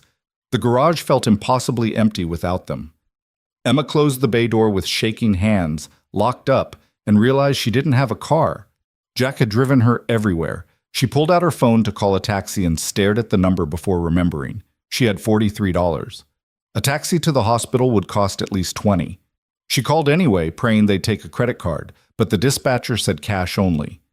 Emma stood in the empty parking lot and felt the weight of her choices crash down. She'd walked away from millions, from security, from the kind of power that could solve problems like, how do I get to the hospital? Now she was broke and stranded, and the child she'd come to love was fighting to breathe, and she couldn't even afford a taxi. "Screw it," she muttered, and started walking. The hospital was 4 miles away. Emma made it in 53 minutes, her feet blistered and aching, her lungs burning. She burst through the emergency room doors looking like someone who'd fought her way through a war zone and went straight to the desk. "Eli Turner," she gasped. 7 years old, brought in by ambulance, respiratory distress. "Are you family?" the clerk asked without looking up. Emma paused. She wasn't family. She was just someone who'd crashed into their lives 2 weeks ago. "I'm with his father, Jack Turner. Please, I need to know if he's okay." The clerk typed something, frowned at her screen. "Pediatric ICU, 3rd floor, but only families allowed in right now. Can you at least tell me if he's stable?" "Ma'am, I can't give out patient information to non-family members." Emma wanted to scream. She wanted to pull rank, demand answers, use the Sullivan name to get what she wanted. But that name didn't carry weight anymore. She was nobody. She found the waiting room and collapsed into a plastic chair, her whole body shaking with exhaustion and fear. Other people sat scattered around the space, a woman with a sleeping toddler, an elderly man staring at nothing, a teenager with headphones in. All of them waiting, all of them powerless. Emma had been powerless before, as a child watching her mother die, as a young woman trying to earn her father's approval, as a CEO trapped by expectations. But this was different. This was watching someone else's child fight for breath and knowing there was nothing she could do to help. She pulled out her phone and stared at the lawsuit papers she'd photographed earlier. $8 million. The number felt obscene now, ridiculous in the face of real crisis. What did money matter when a 7-year-old couldn't breathe? 2 hours passed. Then 3. Emma paced the waiting room, called the desk every 20 minutes for updates they wouldn't give her, and slowly came apart at the seams. At hour 4, Jack appeared. He looked destroyed, hair wild, face pale, eyes red-rimmed with exhaustion and tears. Emma was on her feet before she consciously decided to move, crossing the space between them. "He's okay," Jack said before she could ask. "Pneumonia. Severe, but they caught it in time. He's on oxygen and antibiotics, sleeping now." His voice cracked.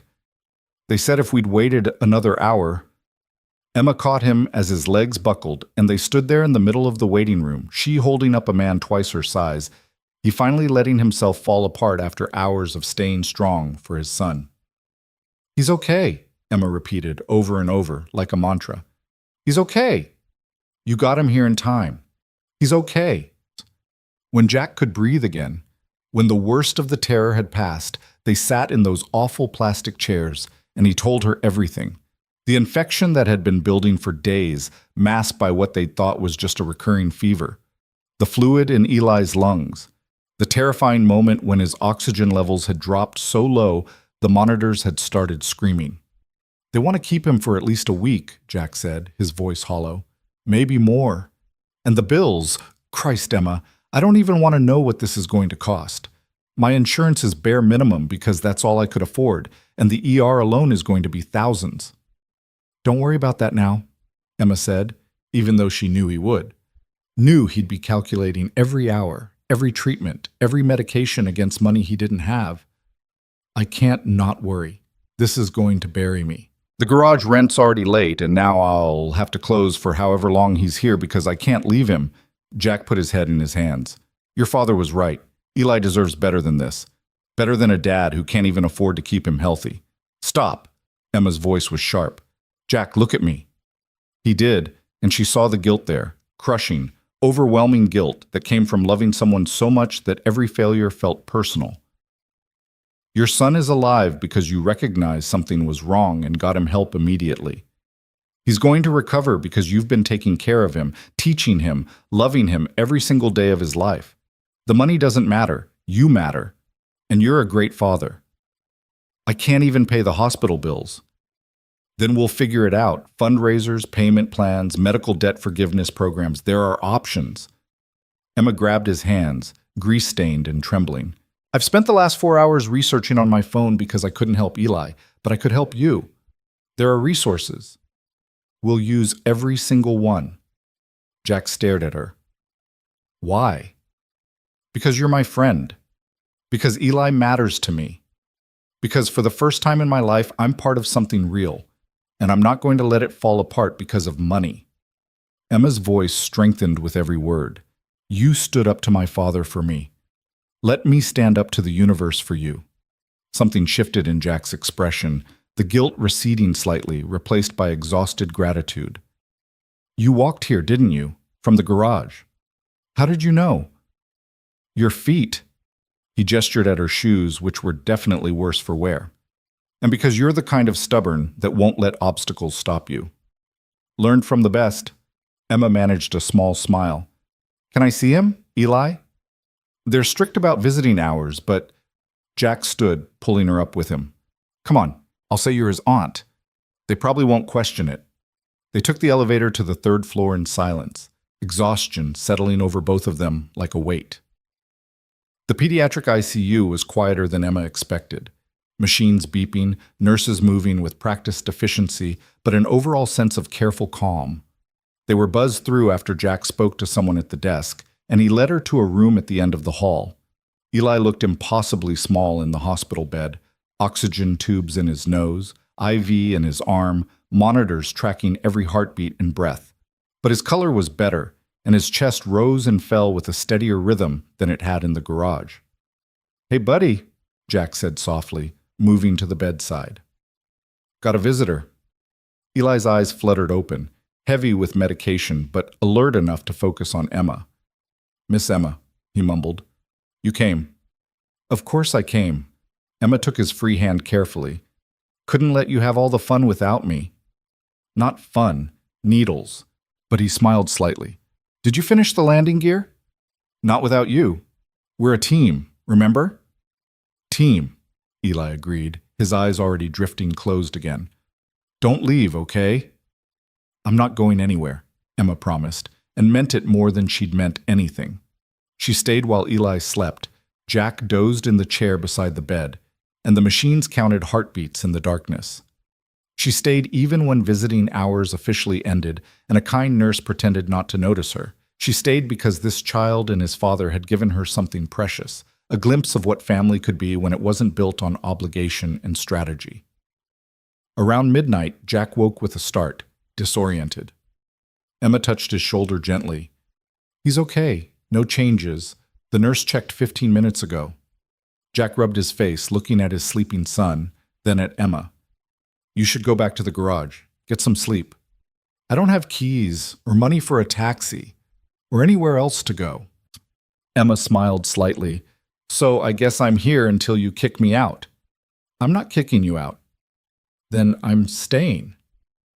They sat in silence for a while, watching Eli breathe, counting it as the miracle it was. Finally, Jack said quietly, I'm sorry about the lawsuit, about dragging you into my mess right when you got hit with all that. You didn't drag me anywhere. I chose to be here. Emma leaned back in her uncomfortable chair. And honestly, sitting here watching Eli sleep makes $8 million feel pretty meaningless. Christopher and his family can sue. My father can cut me off. None of it matters as much as this. This? Emma gestured at the room, at the boy in the bed, at the man beside her. This. Real people, real problems, real love. This is what matters. Jack reached across the space between their chairs and took her hand. Just held it, his grip warm and solid and present. Emma laced her fingers through his and felt something settle in her chest. Not romance exactly, though there were hints of that. Something deeper. The recognition that she'd found people worth staying for. They fell asleep like that, hands linked across the space between hospital chairs, two people who'd started as strangers and become something that didn't have an easy name. When Emma woke hours later to early morning light and the sound of Eli asking for breakfast, she opened her eyes to find Jack watching her with an expression she couldn't quite read. "Morning," he said softly, not wanting to wake Eli, who drifted back to sleep after determining that hospital breakfast wasn't worth being awake for. "Morning," Emma stretched, her neck protesting the night in a chair. "How's he doing?" "Better. Nurse said his oxygen levels are improving. They might be able to take the tubes out this afternoon if he keeps progressing." Jack released her hand reluctantly, and Emma felt the loss of contact like cold. "Emma, we need to talk." Those 4 words never preceded anything good. Emma sat up straighter, bracing herself. "About yesterday, the lawsuit, my offer to let you stay. I need you to understand something." Jack leaned forward, elbows on knees, choosing his words carefully. "I meant what I said about being friends, about not abandoning you. But I can't be the reason you destroy your life. You're not—" "Let me finish." His voice was gentle but firm. "That lawyer was right. If you keep staying at the garage, if we keep being seen together, Christopher's family is going to use it against you. They'll say we were having an affair, that you left him for me. It'll make the lawsuit worse, give them ammunition." Emma's stomach sank, understanding where this was going. "And more than that," Jack continued, "I can't watch you throw away millions of dollars because you're trying to prove a point. Emma, you could settle with Christopher's family, go back to your father, resume your life. You'd be miserable, yeah, but you'd be secure. You wouldn't have to worry about money or lawsuits or sleeping on garage couches." "Is that what you want?" Emma's voice came out small. "For me to go back?" "No." The word was instant, vehement. "But what I want doesn't matter. What matters is what's best for you long term, and I'm not sure staying in my world is it." Emma stood, pacing to the window that overlooked the hospital parking lot. Dawn was breaking over the city, painting everything in shades of gold and gray. Down below, people were arriving for early shifts, starting their ordinary days, living their ordinary lives. "Jack, can I tell you something?" She didn't wait for his answer. "My entire life, people have told me what's best for me. My father said Sullivan Industries was best. My board of directors said stability was best. Christopher said our marriage was best. Everyone had opinions about my life except me." She turned to face him. "You know what's different about you?" "What?" "You're the first person who's asked what I want instead of telling me what I should want." Emma crossed back to him, sitting in her chair and taking his hands in hers. "I don't want to go back, Jack. I don't want Christopher or my father's approval or a life built on lies. I want this messy, complicated, broke reality where things matter." "Emma, I'm not done." She squeezed his hands. "Yes, staying near you might complicate the lawsuit. Yes, I might end up bankrupt and struggling, but I'd rather struggle with people I care about than be comfortable and alone. You taught me that. The way you choose Eli over money every single time, the way you value integrity over survival, that's worth more than $8 million. Jack's eyes were bright with emotion he was trying to contain. "You say that now, but when you're eating ramen for the 3rd week straight, then we'll learn to make really good ramen." Emma smiled through her own tears. "Jack, I'm not some damsel who needs rescuing. I'm not going to fall apart without money or security. I'm stronger than that. And more importantly, I want to be the kind of person who makes choices based on what's right, not what's easy." "You're going to make me cry in front of my kid," Jack said roughly, wiping his eyes. "That's embarrassing." "Good. Shows you're human." Emma glanced at Eli, still sleeping peacefully. "Besides, I made him a promise. We're finishing that airplane together. All 3 of us." They sat in silence for a while, the weight of their conversation settling. Finally, Jack said, "If you're really staying, if you're really sure, then we do this right. We get you a lawyer, even if it's a public defender. We fight the lawsuit properly instead of just hoping it goes away. And we figure out a real plan for your future that doesn't involve living on my couch indefinitely. Deal. Emma felt lighter than she had since Hendricks had shown up with his envelope full of threats. And Jack? Thank you for giving me a choice instead of making it for me. Yeah, well, seemed only fair after you gave me one. He stood, stretching. I'm going to get coffee from the cafeteria. You want anything? Whatever's cheapest. I'm buying. Jack laughed at that, and the sound chased away some of the heaviness that had settled over the past 24 hours. He left, and Emma found herself alone with Eli, watching him sleep and thinking about futures that didn't involve corporate empires or arranged marriages. Her phone buzzed. A text from Sarah Martinez at the community center. Got you an interview tomorrow, 2 p.m. Administrative position at a nonprofit, 18-hour to start. Interested? Emma stared at the message. $18 an hour. Her old salary had been $18,000 an hour, roughly. This would be less than she'd spend on a single business lunch in her previous life. She typed back, very interested. Thank you. Because this was what starting over looked like. Taking jobs that paid barely enough to survive, fighting lawsuits you couldn't afford to fight, sleeping in hospital chairs because someone you cared about needed you there. It wasn't glamorous or comfortable or secure, but it was real. And finally, Emma Sullivan was ready for real. When Jack returned with coffee, Emma told him about the interview. He grinned so wide she thought his face might crack. That's great. See, things are already looking up. Jack, it's $18 an hour. It's a start. That's all that matters. He handed her a cup. And hey, with my $20 a week for bookkeeping, you'll be pulling in almost $800 a month. That's enough for a room somewhere, food, basics. Well, Emma did the math in her head. $800 a month wouldn't even cover her old coffee budget. But Jack was right. It was a start. Besides, he added, his expression turning sly, once you're gainfully employed, you can buy your own bagels. I'm getting tired of funding your breakfast habits. You haven't funded anything. I bought all those bagels. Details. He settled back into his chair, coffee in hand, watching his son sleep. Point is, we're going to figure this out. All of it. The lawsuit, the medical bills, your new life. One day at a time. One day at a time, Emma echoed, and it felt like a promise. Over the next week, reality proved both harder and easier than expected. Eli improved steadily, moving from ICU to regular pediatric ward, his energy returning in bursts that had the nurses laughing and slightly terrorized. Emma attended her interview and got the job. Administrative assistant at a homeless services nonprofit, answering phones and managing schedules for $18 an hour. It was humbling and exhausting and the most satisfaction she'd felt from work in years. Jack kept the garage running with help from Mrs. Chen, who turned out to be surprisingly capable with basic repairs. Emma worked mornings at the nonprofit and afternoons at the garage, organizing Jack's catastrophic filing system and discovering he owed the IRS significantly more than she'd anticipated. The hospital bills arrived, a stack of papers totaling $47,000, even after insurance. Jack went pale when he opened them, and Emma watched him age 10 years in 10 seconds.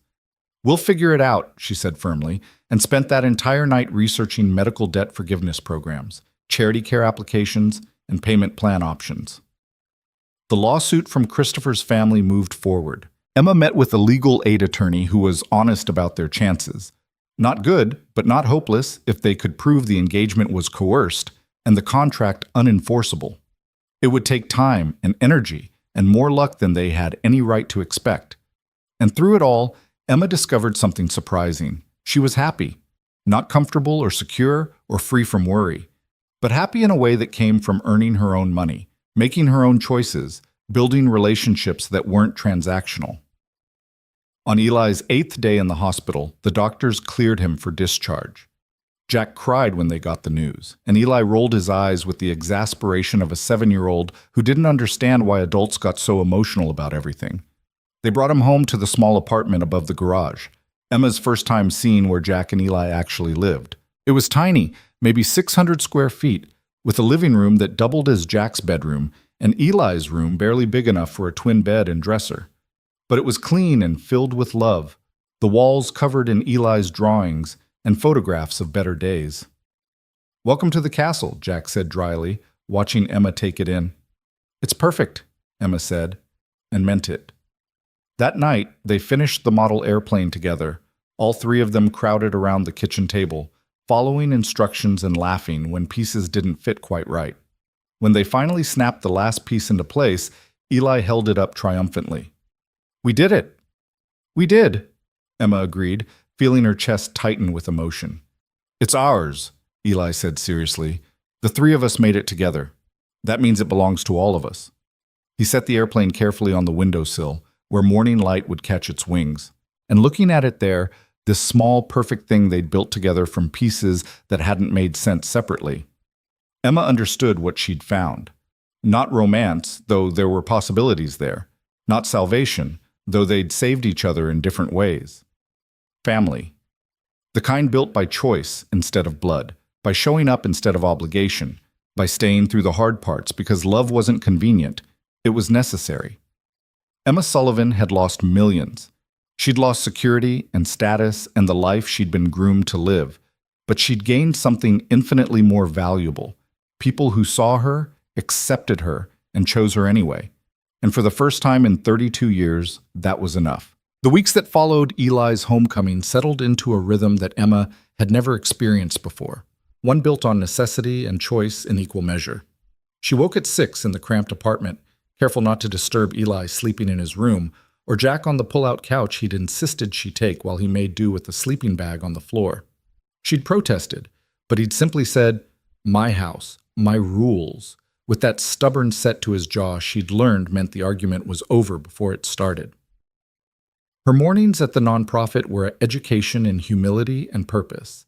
She answered calls from people in crisis, scheduled intake appointments, and slowly learned that her MBA and years of corporate experience translated surprisingly well to managing chaos with limited resources. Her supervisor, a woman named Teresa who'd worked in social services for 20 years, told her after the first week, "You're good at this. You see systems where other people see problems. We could use that." It was the first compliment Emma had received in her new life that felt earned rather than obligatory, and she'd gone home that night feeling taller. Afternoon she spent at the garage where Jack's filing system, or lack thereof, was slowly transforming into something that might survive an IRS audit. She discovered he'd been overpaying on parts for years because he didn't track vendor pricing, that he frequently forgot to charge for labor hours, and that his customer loyalty was built partially on competence but mostly on the fact that he was chronically undercharging. "Jack, you billed Mrs. Patterson $40 for a transmission repair that should have been at least $300, Emma said one afternoon, holding up an invoice that made her want to cry. "She's on a fixed income," Jack replied from under a Honda, his voice muffled. "Can't squeeze blood from a stone. You can't run a business on charity. Can't run a life without compassion either." He rolled out, grease-smudged and unrepentant. "Besides, she always brings Eli cookies. That's worth at least $260. Emma wanted to argue, but she'd already learned that Jack's economics operated on a completely different system than anything she'd been taught at Wharton. People mattered more than profit margins. Kindness was its own currency, and somehow, despite barely breaking even month after month, the garage survived. What Emma couldn't figure out was how to make it thrive. The medical bills loomed like storm clouds, $47,000 that Jack approached with a strange combination of denial and determination. He'd applied for the charity care programs Emma had researched, but the hospital's financial counselor had been blunt. Jack made just enough to disqualify for full forgiveness, but nowhere near enough to actually pay. They'd agreed to a payment plan of $300 a month, which would take 13 years to clear the debt and keep Jack perpetually one emergency away from financial collapse. "It's fine," Jack said when Emma tried to discuss it. "I've been one emergency away from collapse since I opened this place. This is just a bigger emergency." "Jack, this isn't sustainable." "Neither is breathing, technically. We all stop eventually." He must have seen her expression because he softened, reaching out to touch her shoulder. "Emma, I appreciate you worrying, but I've been poor before. I'll be poor again. As long as Eli's healthy and fed and safe, the rest is just numbers." But Emma couldn't think of them as just numbers. She'd spent too many years understanding that numbers represented real consequences, missed opportunities, mounting stress, futures constrained by present limitations. She lay awake nights on Jack's couch, listening to his breathing from the floor, and tried to solve an equation that seemed impossible: how to save a man who refused to prioritize saving himself. The answer came from an unexpected source. 3 weeks after Eli came home, Emma was organizing receipts at the garage when a woman in her 60s walked in, moving with the careful deliberation of someone whose body had betrayed them in small ways. She wore a business suit that had been expensive once, sensible shoes, and an expression that mixed determination with embarrassment. "Can I help you?" Emma asked, standing. "I'm looking for Jack Turner." The woman's voice was cultured, educated. "I was told he owns this establishment." Jack emerged from the bay, wiping his hands. "That's me. What can I do for you?" "My name is Margaret Hartley. I believe you knew my daughter, Rebecca Hartley?" The rag fell from Jack's hands. Emma watched the color drain from his face. "Rebecca from Lockheed Martin," he said quietly. "We worked together before I left. She speaks very highly of you. Says you were the most talented engineer in your division." Margaret's smile was sad. "She also mentioned you'd left to open a garage after your wife passed. I wanted to come see it for myself." Jack looked like he wanted to bolt. "It's not much, but it's honest work." "I can see that." Margaret glanced around the garage with the assessing eye of someone who understood business. "May I speak frankly, Mr. Turner?" "Usually how I prefer it." "My late husband and I built a manufacturing company from nothing. When he died 2 years ago, I sold it for considerably more than nothing. I've spent the time since looking for ways to invest in people who remind me of how we started, with skill, integrity, and more determination than capital." She pulled an envelope from her purse. "Rebecca suggested I consider you." Jack's jaw tightened. "If this is charity—" "It's not. It's business." Margaret handed him the envelope. "Inside you'll find a proposal. I'd like to invest in expanding Turner's Auto Repair. New equipment, improved facility, marketing to reach beyond just this neighborhood. In exchange, I'd take a 30% stake in the business and a seat on your advisory board." Emma felt her heart start to race. This was the answer she'd been looking for: capital without debt, expertise without control. But Jack was already shaking his head. "I appreciate the offer, Mrs. Hartley, but I'm not looking for investors." "Why not?" "Because investors want returns, growth, profit margins that make sense on paper. I run this place on gut feeling and prayer. That's not a foundation for expansion." "On the contrary, that's exactly the foundation I'm looking for." Margaret's expression was patient. "Mr. Turner, I've watched dozens of small businesses fail because they prioritized profit over people. You do the opposite, and somehow you're still here 3 years later. That suggests you understand something about sustainability that most MBAs miss." She gestured at Emma, "including, I suspect, the young woman standing next to you who's doing mental calculations about cash flow and ROI. Emma flushed, caught. "My daughter told me about your wife," Margaret continued, her voice gentling. "She said you left Lockheed Martin because you couldn't be the father Eli needed while working 60-hour weeks. That you chose your son over your career without hesitation. That's the kind of character I want to invest in." Jack picked up the envelope but didn't open it. "And if I say no?" "Then I'll respect your decision and leave. But Mr. Turner, consider this. You're good at what you do. You could be helping more people, employing others, building something that provides security for your son's future." Is refusing help really about independence, or is it about fear? The words hung in the air like a challenge. Emma watched Jack struggle with them, saw the moment they hit home. "Can I think about it?" he asked finally. "Take all the time you need. My contact information is in the envelope." Margaret turned to leave, then paused. "Oh, and Mr. Turner? Rebecca mentioned you might need assistance with some recent medical expenses. If you decide to accept my investment proposal, consider the first disbursement a signing bonus. No strings, no repayment required." She left, the door chiming behind her, and Jack stood holding the envelope like it might explode. "Jack," Emma started. "Don't." He set the envelope on the workbench without opening it. "I need to think." He retreated to the bay, sliding under a car with the single-minded focus of someone avoiding a conversation. Emma understood. She'd spent enough of her life running from decisions that felt too big to make, but this time she couldn't let him run. She waited until closing, after the last customer had left, and Eli was occupied with homework in the office. Then she cornered Jack by the tool chest and said, "We need to talk about the offer." Emma, "No, listen, I know you're scared. I know accepting help feels like losing control or admitting weakness or whatever story you're telling yourself. But Jack, this is Eli's future we're talking about. Medical bills that'll take 13 years to pay off. A business that barely survives month to month. You can't keep sacrificing everything on the altar of independence." "You don't understand," Jack said, his voice tight. "Then explain it to me." He was quiet for a long moment, organizing tools that didn't need organizing. Finally, without looking at her, he said, "When Sarah was dying, people kept offering to help. Her parents wanted to pay for experimental treatments. My parents wanted us to move back to Ohio where they could help with Eli. Friends offered money, time, prayers, everything." His hands stilled. "And I took none of it. I kept saying we'd manage, that I had it under control, that I could handle my wife dying and my 4-year-old falling apart and working full-time to pay medical bills." Emma's throat tightened, understanding beginning to dawn. "She died anyway," Jack continued, his voice cracking. "And I spent the next year wondering if I'd been too proud to accept help that might have given us more time.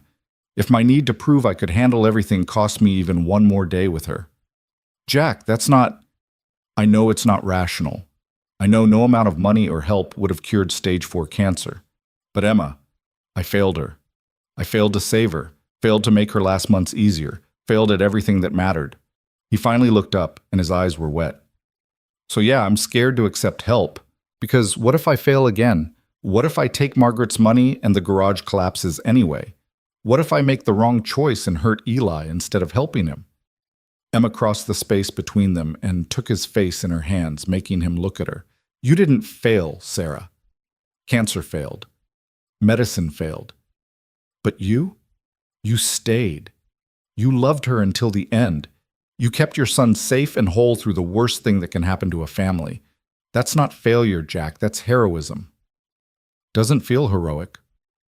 "It never does to the person doing it." Emma's thumbs brushed away tears he probably didn't know he was crying. "But here's what I know. Margaret Hartley isn't offering charity. She's offering partnership, a chance to build something bigger than survival. And yes, it's scary. Yes, you might fail, but you might also succeed in ways you can't imagine. What if I make it worse? Then we'll figure it out together. You, me, Eli, we're a team now, remember? You don't have to carry everything alone anymore." Jack closed his eyes, leaning into her touch. They stood like that for a long moment, in a garage that smelled of oil and possibility, while the weight of the past slowly loosened its grip. "Okay," Jack whispered finally. "Okay. I'll at least read the proposal. That's all I'm asking." They read it together that evening after Eli had gone to bed and the apartment was quiet except for the city sounds filtering through thin walls. Margaret's offer was generous, $200,000 for 30% equity, with clearly defined roles and expectations. She'd provide business expertise and connections, but daily operations would remain Jack's domain. The signing bonus she'd mentioned was $50,000, enough to clear the medical debt entirely with money left over for equipment upgrades. "This is too good," Jack said, reading the terms for the third time. "Nobody gives away this kind of money without expecting something in return." "She's not giving it away. She's investing." Emma pointed to a clause near the end. "See, if the business fails within 5 years, you owe nothing. But if it succeeds, she gets returns on her investment. It's smart business, not charity." "You think I should accept?" "I think you should consider it seriously. Talk to a lawyer, make sure everything's legitimate. But Jack, this could change everything. For you, for Eli, for the garage." "For you too," Jack said quietly. "If the business expands, I could actually pay you a real wage for the bookkeeping, maybe even hire you full-time to manage operations." Emma hadn't let herself think that far ahead, but the possibility bloomed warm in her chest. A real job at a business she believed in, working alongside people she cared about. It was so far from the corner office at Sullivan Industries that it seemed like a different life entirely. It was. One thing at a time, Emma said. "First, you decide about Margaret's offer. The rest will follow." Jack decided 3 days later, after consulting with a lawyer Sarah Martinez connected him with, after talking it through with Eli, who said, "Do it, Dad," with 7-year-old certainty, and after one more long night of Emma patiently dismantling every fear-based argument he constructed. He called Margaret Hartley and said yes. The transformation that followed was gradual but profound. Margaret brought in a business consultant who helped restructure operations without losing the personal touch that made Turner's special. They upgraded equipment, expanded the bay to handle more vehicles, and implemented a pricing structure that was fair to both customers and Jack's bottom line. Emma transitioned from the nonprofit to full-time work at the garage, managing everything from scheduling to vendor relations to the small team of mechanics Jack hired as business grew. Her title was officially Operations Manager, but really she was the glue holding together a growing business while Jack focused on what he did best, fixing cars and building relationships with customers. It wasn't glamorous. Emma traded her designer suits for work clothes that inevitably got stained with grease. Her new salary was a fraction of what she'd made at Sullivan Industries. She worked longer hours for less money and went home exhausted most nights. She'd never been happier. But the lawsuit still loomed like a shadow over everything good they were building. Christopher's lawyers had been relentless, filing motion after motion, clearly trying to intimidate Emma into settling. Her legal aid attorney, an exhausted public defender named David Chen, was doing his best with limited resources, but they both knew the odds were against them. "They're offering a settlement," David told her during a meeting 6 weeks after Margaret's investment. $500,000 payable over 10 years. It's a terrible deal, but it's better than the $8 million they're asking for in court. "I don't have $500,000. Emma looked at the paperwork, the numbers swimming on the page. "I barely have $5,000. "I know, but if we lose at trial, they could get a judgment that follows you for the rest of your life. This at least caps the damage." Emma thought about it. A decade of payments, $500,000 she didn't have, all to make Christopher's wounded ego go away. It felt like letting them win, like admitting she'd been wrong to choose herself. "No," she said. "No settlement. We fight." David looked simultaneously impressed and terrified. "Emma, you understand that fighting means trial? That means discovery, depositions, Christopher's lawyers digging into every aspect of your life for the past 6 months? Let them dig." Emma's voice was steady. "They're going to find out I left $1 billion company to work in a garage, that I'm broke and happy and don't regret a single choice. If that's what ends up in court records, I'm okay with it." "The judge might not see it that way." "Then we make them see it that way. We show that the engagement was coerced, that the prenup was designed to steal the company my mother helped build, that I had every right to walk away." Emma leaned forward. "David, I'm not paying $500,000 for the crime of choosing my own life."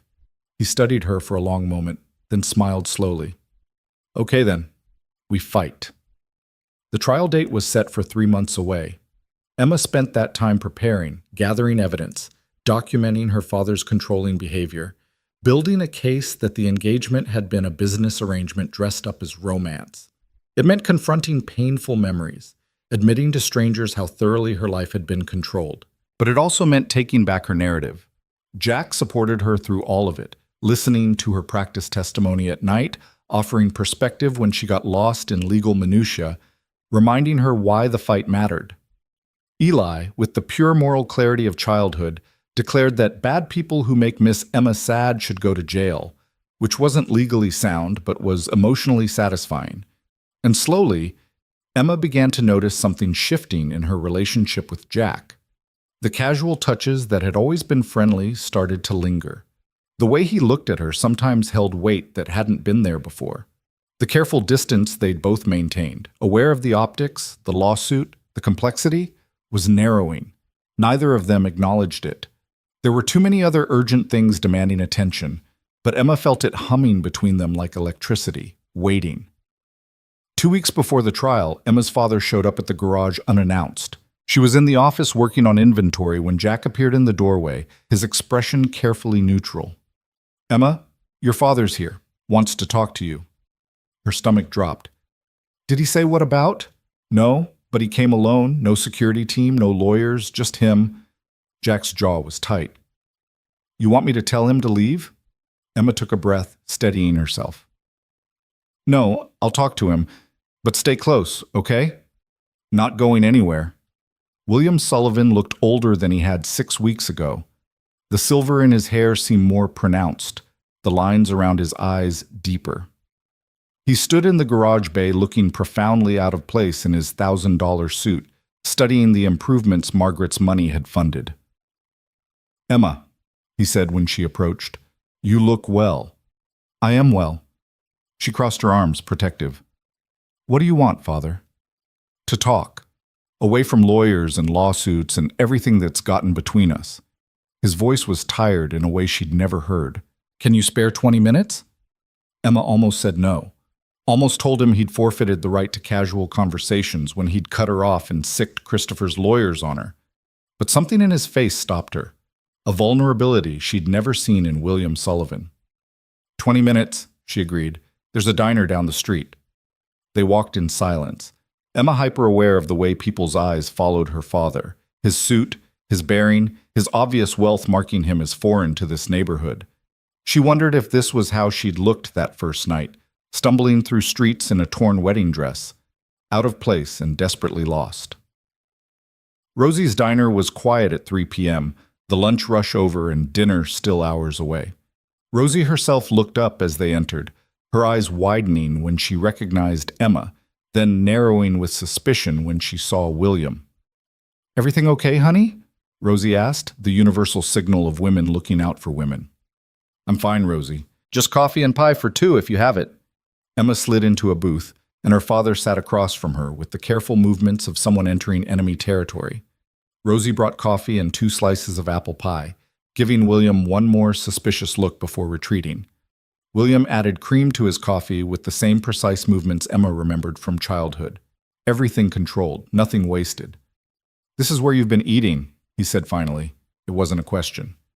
Sometimes, when I can afford it. Emma took a sip of coffee, waiting. You didn't come here to discuss my dining habits. No. William set down his cup with a soft clink. I came to apologize. Emma nearly choked. I'm sorry. What? An apology. I'm told it's what decent people offer when they've treated someone badly. His smile was self-deprecating, unfamiliar. I've spent 6 weeks telling myself you'd come to your senses, that you'd realize walking away from Sullivan Industries was a mistake, that you'd come home and we'd repair things. But you haven't. You've built a life here, and from what I've observed, you seem genuinely happy. I am happy. I can see that, which is what prompted some reflection on my part. William pushed his untouched pie around his plate. When your mother died, I channeled everything into the company. All my grief, my fear, my love, I poured it into building something that would last, something you could inherit and be proud of. I know that, Father. I've always known. What you don't know is that I forgot to channel any of that love into you directly. I thought providing for you, giving you opportunities, grooming you for leadership, I thought that was love. That was how I could show you that you mattered. His voice cracked slightly. But all I really did was build another cage, one with better bars than most people get, but still a cage. Emma felt tears prick her eyes, but refused to let them fall. So, why didn't you let me go when I asked? Why the lawyers and the threats and cutting me off completely? Because I was terrified. The admission seemed to cost him. Emma, you're all I have.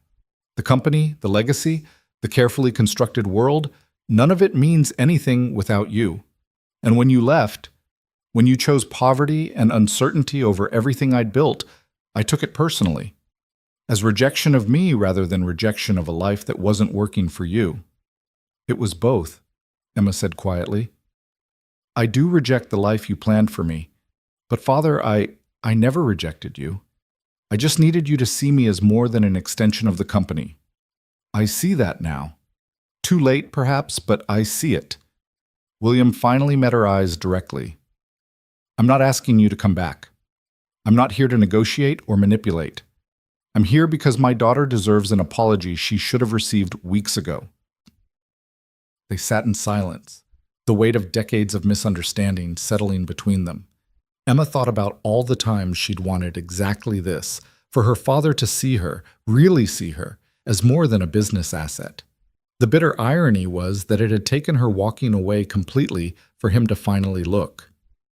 "I appreciate the apology," Emma said finally, "but it doesn't change anything. I'm not coming back to Sullivan Industries. I'm not marrying Christopher. I'm building a life here that makes sense to me." "I understand, and for what it's worth, I've already contacted the Morrison family's attorneys. I'm withdrawing my support for their lawsuit. Without my backing, they'll likely drop it. The merger is dead anyway. Christopher's already engaged to someone else, apparently."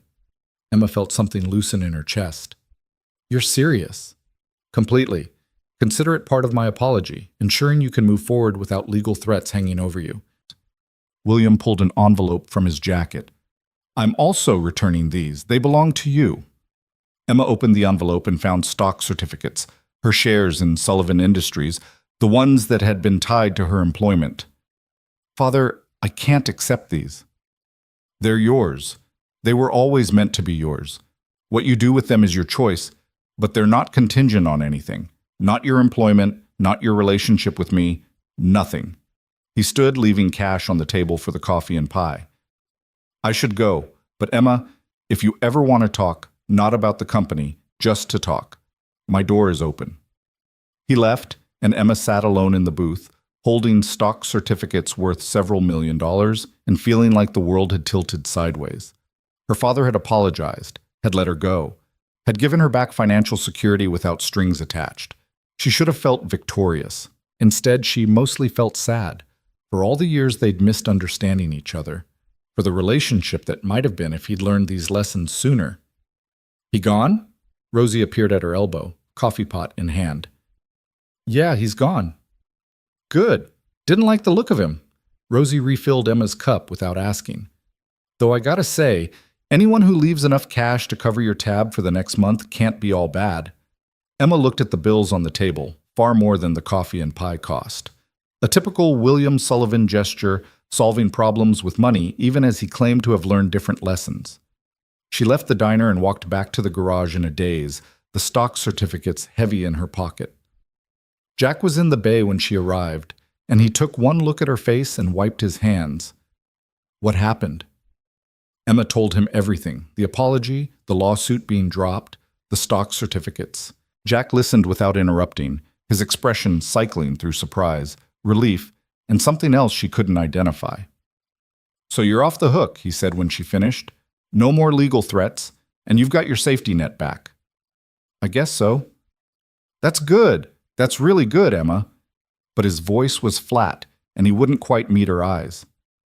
"Jack, what's wrong?" "Nothing's wrong. This is great news. You can stop worrying about the lawsuit, can maybe even find a better job than managing a garage in a rough neighborhood." "Is that what you think I want?" Emma's voice rose. "You think now that I have money again, I'm going to leave?" "I think you have options now, that's all." Jack turned back to the car he'd been working on, but his movements were too precise, too controlled. "And options are good. You should have them." Emma felt frustration surge through her. "Jack Turner, look at me."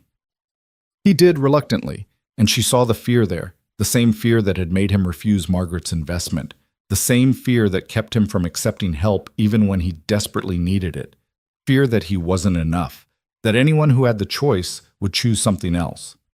"I spent my entire life having every choice made for me," Emma said, closing the distance between them. "Where to go to school, what to study, who to work for, who to marry. And you know what all those choices got me?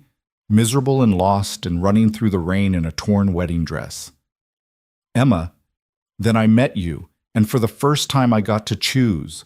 I chose to come back to this garage. I chose to stay even when my father threatened you. I chose to build a life here because this is where I want to be." She took his grease-stained hands in hers. "Having money again doesn't change that. Having options doesn't change that. You know why? Because you're not the default option I'm settling for. You're the choice I'm making." Jack's eyes were bright with emotion. "You say that now, but I'll say it tomorrow too. And next week. And next month. And however long it takes for you to believe it." Emma squeezed his hands. "Jack, I'm not Sarah. I'm not going to leave you by dying. I'm not your parents who you think you disappointed by making different choices. I'm just Emma, and I'm choosing to be here because here is where I want to be. Even though you could have anything, his voice was rough. I have everything. I have work that matters, people I care about, a life that feels real. The stock certificates are just paper. This, she gestured at the garage, at him, at the life they'd built together. Goeki. This is what has value. Jack pulled her into his arms then, burying his face in her hair, and Emma felt him shaking. They stood like that for a long time, among the cars and tools and honest work, while something that had been carefully maintained distance finally collapsed into something real. I think I'm falling in love with you, Jack whispered against her hair. And that terrifies me. I'm already in love with you, Emma whispered back. And it's the least terrifying thing I've done in months. He pulled back enough to see her face, his expression wondering. Yeah? Yeah. Emma smiled, feeling lighter than air. Turns out running away from a wedding is the best decision I ever made. Glad I could help with that. Jack was grinning now, the fear receding, replaced by something that looked like hope. So what happens now? Now we figure out the rest together.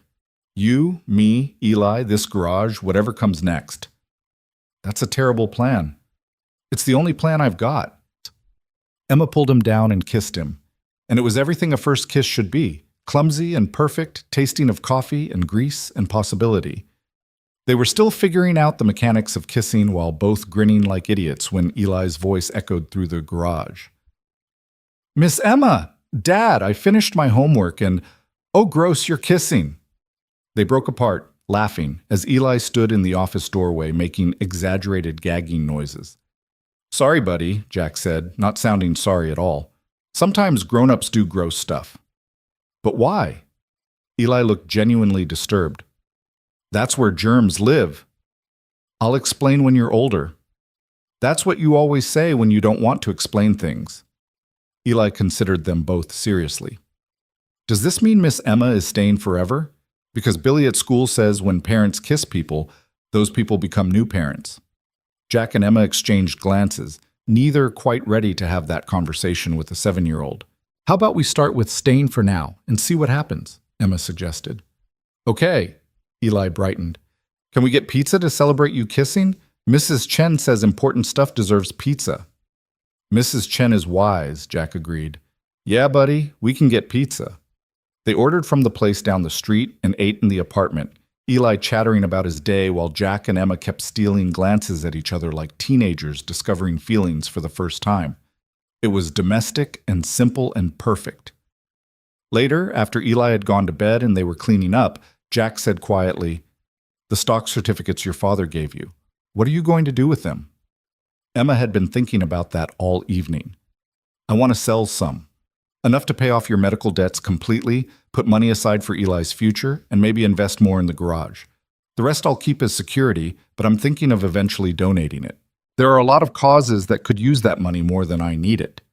Emma, you don't have to pay my debts. That's not your responsibility." "No, but I want to. Not because you need me to, but because I can and it would make our lives easier. Let me do this, Jack. Let me choose to help the way you chose to help me." He studied her face for a long moment, then nodded. "Okay, but we're putting something in writing. Call it a loan if it makes you feel better about me accepting." "Deal." Emma pulled him close. "See? We're getting better at this whole accepting help thing." "Speak for yourself. I'm still terrible at it." "Lucky for you, I'm patient." The trial date came and went, rendered unnecessary when the Morrison family formally dropped their lawsuit. Emma received a terse letter from Christopher, not quite an apology, more an acknowledgement that their engagement had been a mistake for both of them. She filed it away and didn't think about it again. What she thought about instead was the future taking shape in unexpected ways.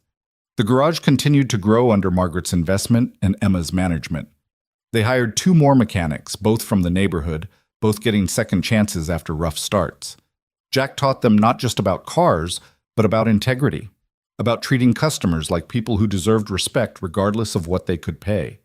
Emma sold half her stock certificates, keeping enough for security, but using the rest exactly as she'd planned. Jack's medical debts disappeared overnight. Eli's college fund went from theoretical to fully funded. The garage expanded into the empty storefront next door. doubling their capacity. And Emma started teaching. It began small. Sarah Martinez asking if she'd teach a workshop on financial literacy at the community center. Emma said yes, expecting maybe a handful of people. 30 showed up, hungry for information about budgeting, credit, escaping debt cycles. She taught them everything she'd learned both in business school and in the past 3 months of living on $800 a month. The workshops grew into regular classes. Emma found herself becoming part of the neighborhood's fabric in ways that had nothing to do with money or status. She was just Emma, the woman who could explain compound interest and recommend the best cheap dinner options in the same breath, who managed the garage and taught night classes and somehow had become exactly who she'd needed to be all along. 6 months after that rainy night in the alley, Emma stood in the garage watching Jack teach Eli how to change a tire properly. The boy was 8 now, sturdy and confident, his fever-induced crisis a fading memory. He listened to his father with complete attention, asking smart questions, making mistakes, and learning from them. "You're smiling," Margaret Hartley observed, appearing at Emma's elbow. She'd become a regular presence at the garage, her advisory role evolving into genuine friendship. "I'm happy," Emma said simply. "Turns out that's worth more than I thought." "Sullivan Industries announced their new CEO this morning," Margaret said carefully. "Your father promoted from within. Someone named Jennifer Michaels? She's brilliant, better suited for it than I ever was." Emma felt no pang of loss, just satisfaction that the company would be in good hands. "Father made the right choice." "And you? You made the right choice too?" Emma looked at Jack, who'd glanced up and caught her watching. He smiled, that dimpled smile that still made her breath catch, and returned his attention to Eli's tire-changing lesson. She looked at the garage that had become hers in ways that Sullivan Industries never had, at the community she'd become part of, at the life she'd built from nothing because she'd finally been brave enough to choose it. "Yeah," Emma said, "I really did." That evening, after the garage closed and Eli was asleep, Emma and Jack sat on the apartment's tiny balcony watching the city lights. It wasn't much of a view, mostly other buildings and the street below, but it was theirs. "I was thinking," Jack said, his arm around her shoulders, "maybe it's time you stopped sleeping on the couch." Emma's heart skipped. "Jack Turner, are you propositioning me?" "I'm suggesting we look for a bigger apartment. One with a bedroom for Eli, a bedroom for us, and maybe some actual closet space." He kissed her temple. "Crazy idea, I know, moving in together after only 6 months." "We've been living together for 6 months." "Yeah, but officially, with shared rent and everything." He sounded nervous, like he was worried she'd say no. "I'd love that," Emma said, threading her fingers through his. "Though fair warning, I'm terrible at decorating." "Eli will help. Kids got opinions about everything." They sat in comfortable silence, planning a future that didn't involve any grand schemes or strategic moves. Just two people who'd found each other in the worst circumstances and built something beautiful from the wreckage of their old lives. "Emma?" Jack said after a while. "Yeah?" "Thank you. For choosing us. For staying. For—" He paused, searching for words. "For showing me that accepting help doesn't mean failing, that letting someone in doesn't mean losing myself." "Thank you for being worth choosing," Emma replied. "For teaching me that success isn't about money or power, it's about showing up for the people you love and doing work that matters." We're getting philosophical in our old age.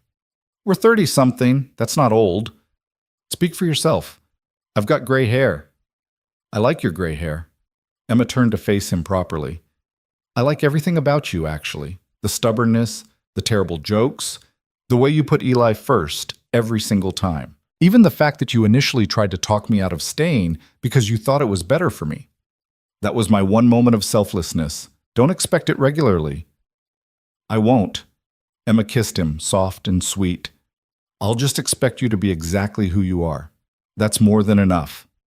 They stayed on the balcony until the city sounds faded into late-night quiet, making plans and dreaming small dreams that felt enormous because they were real.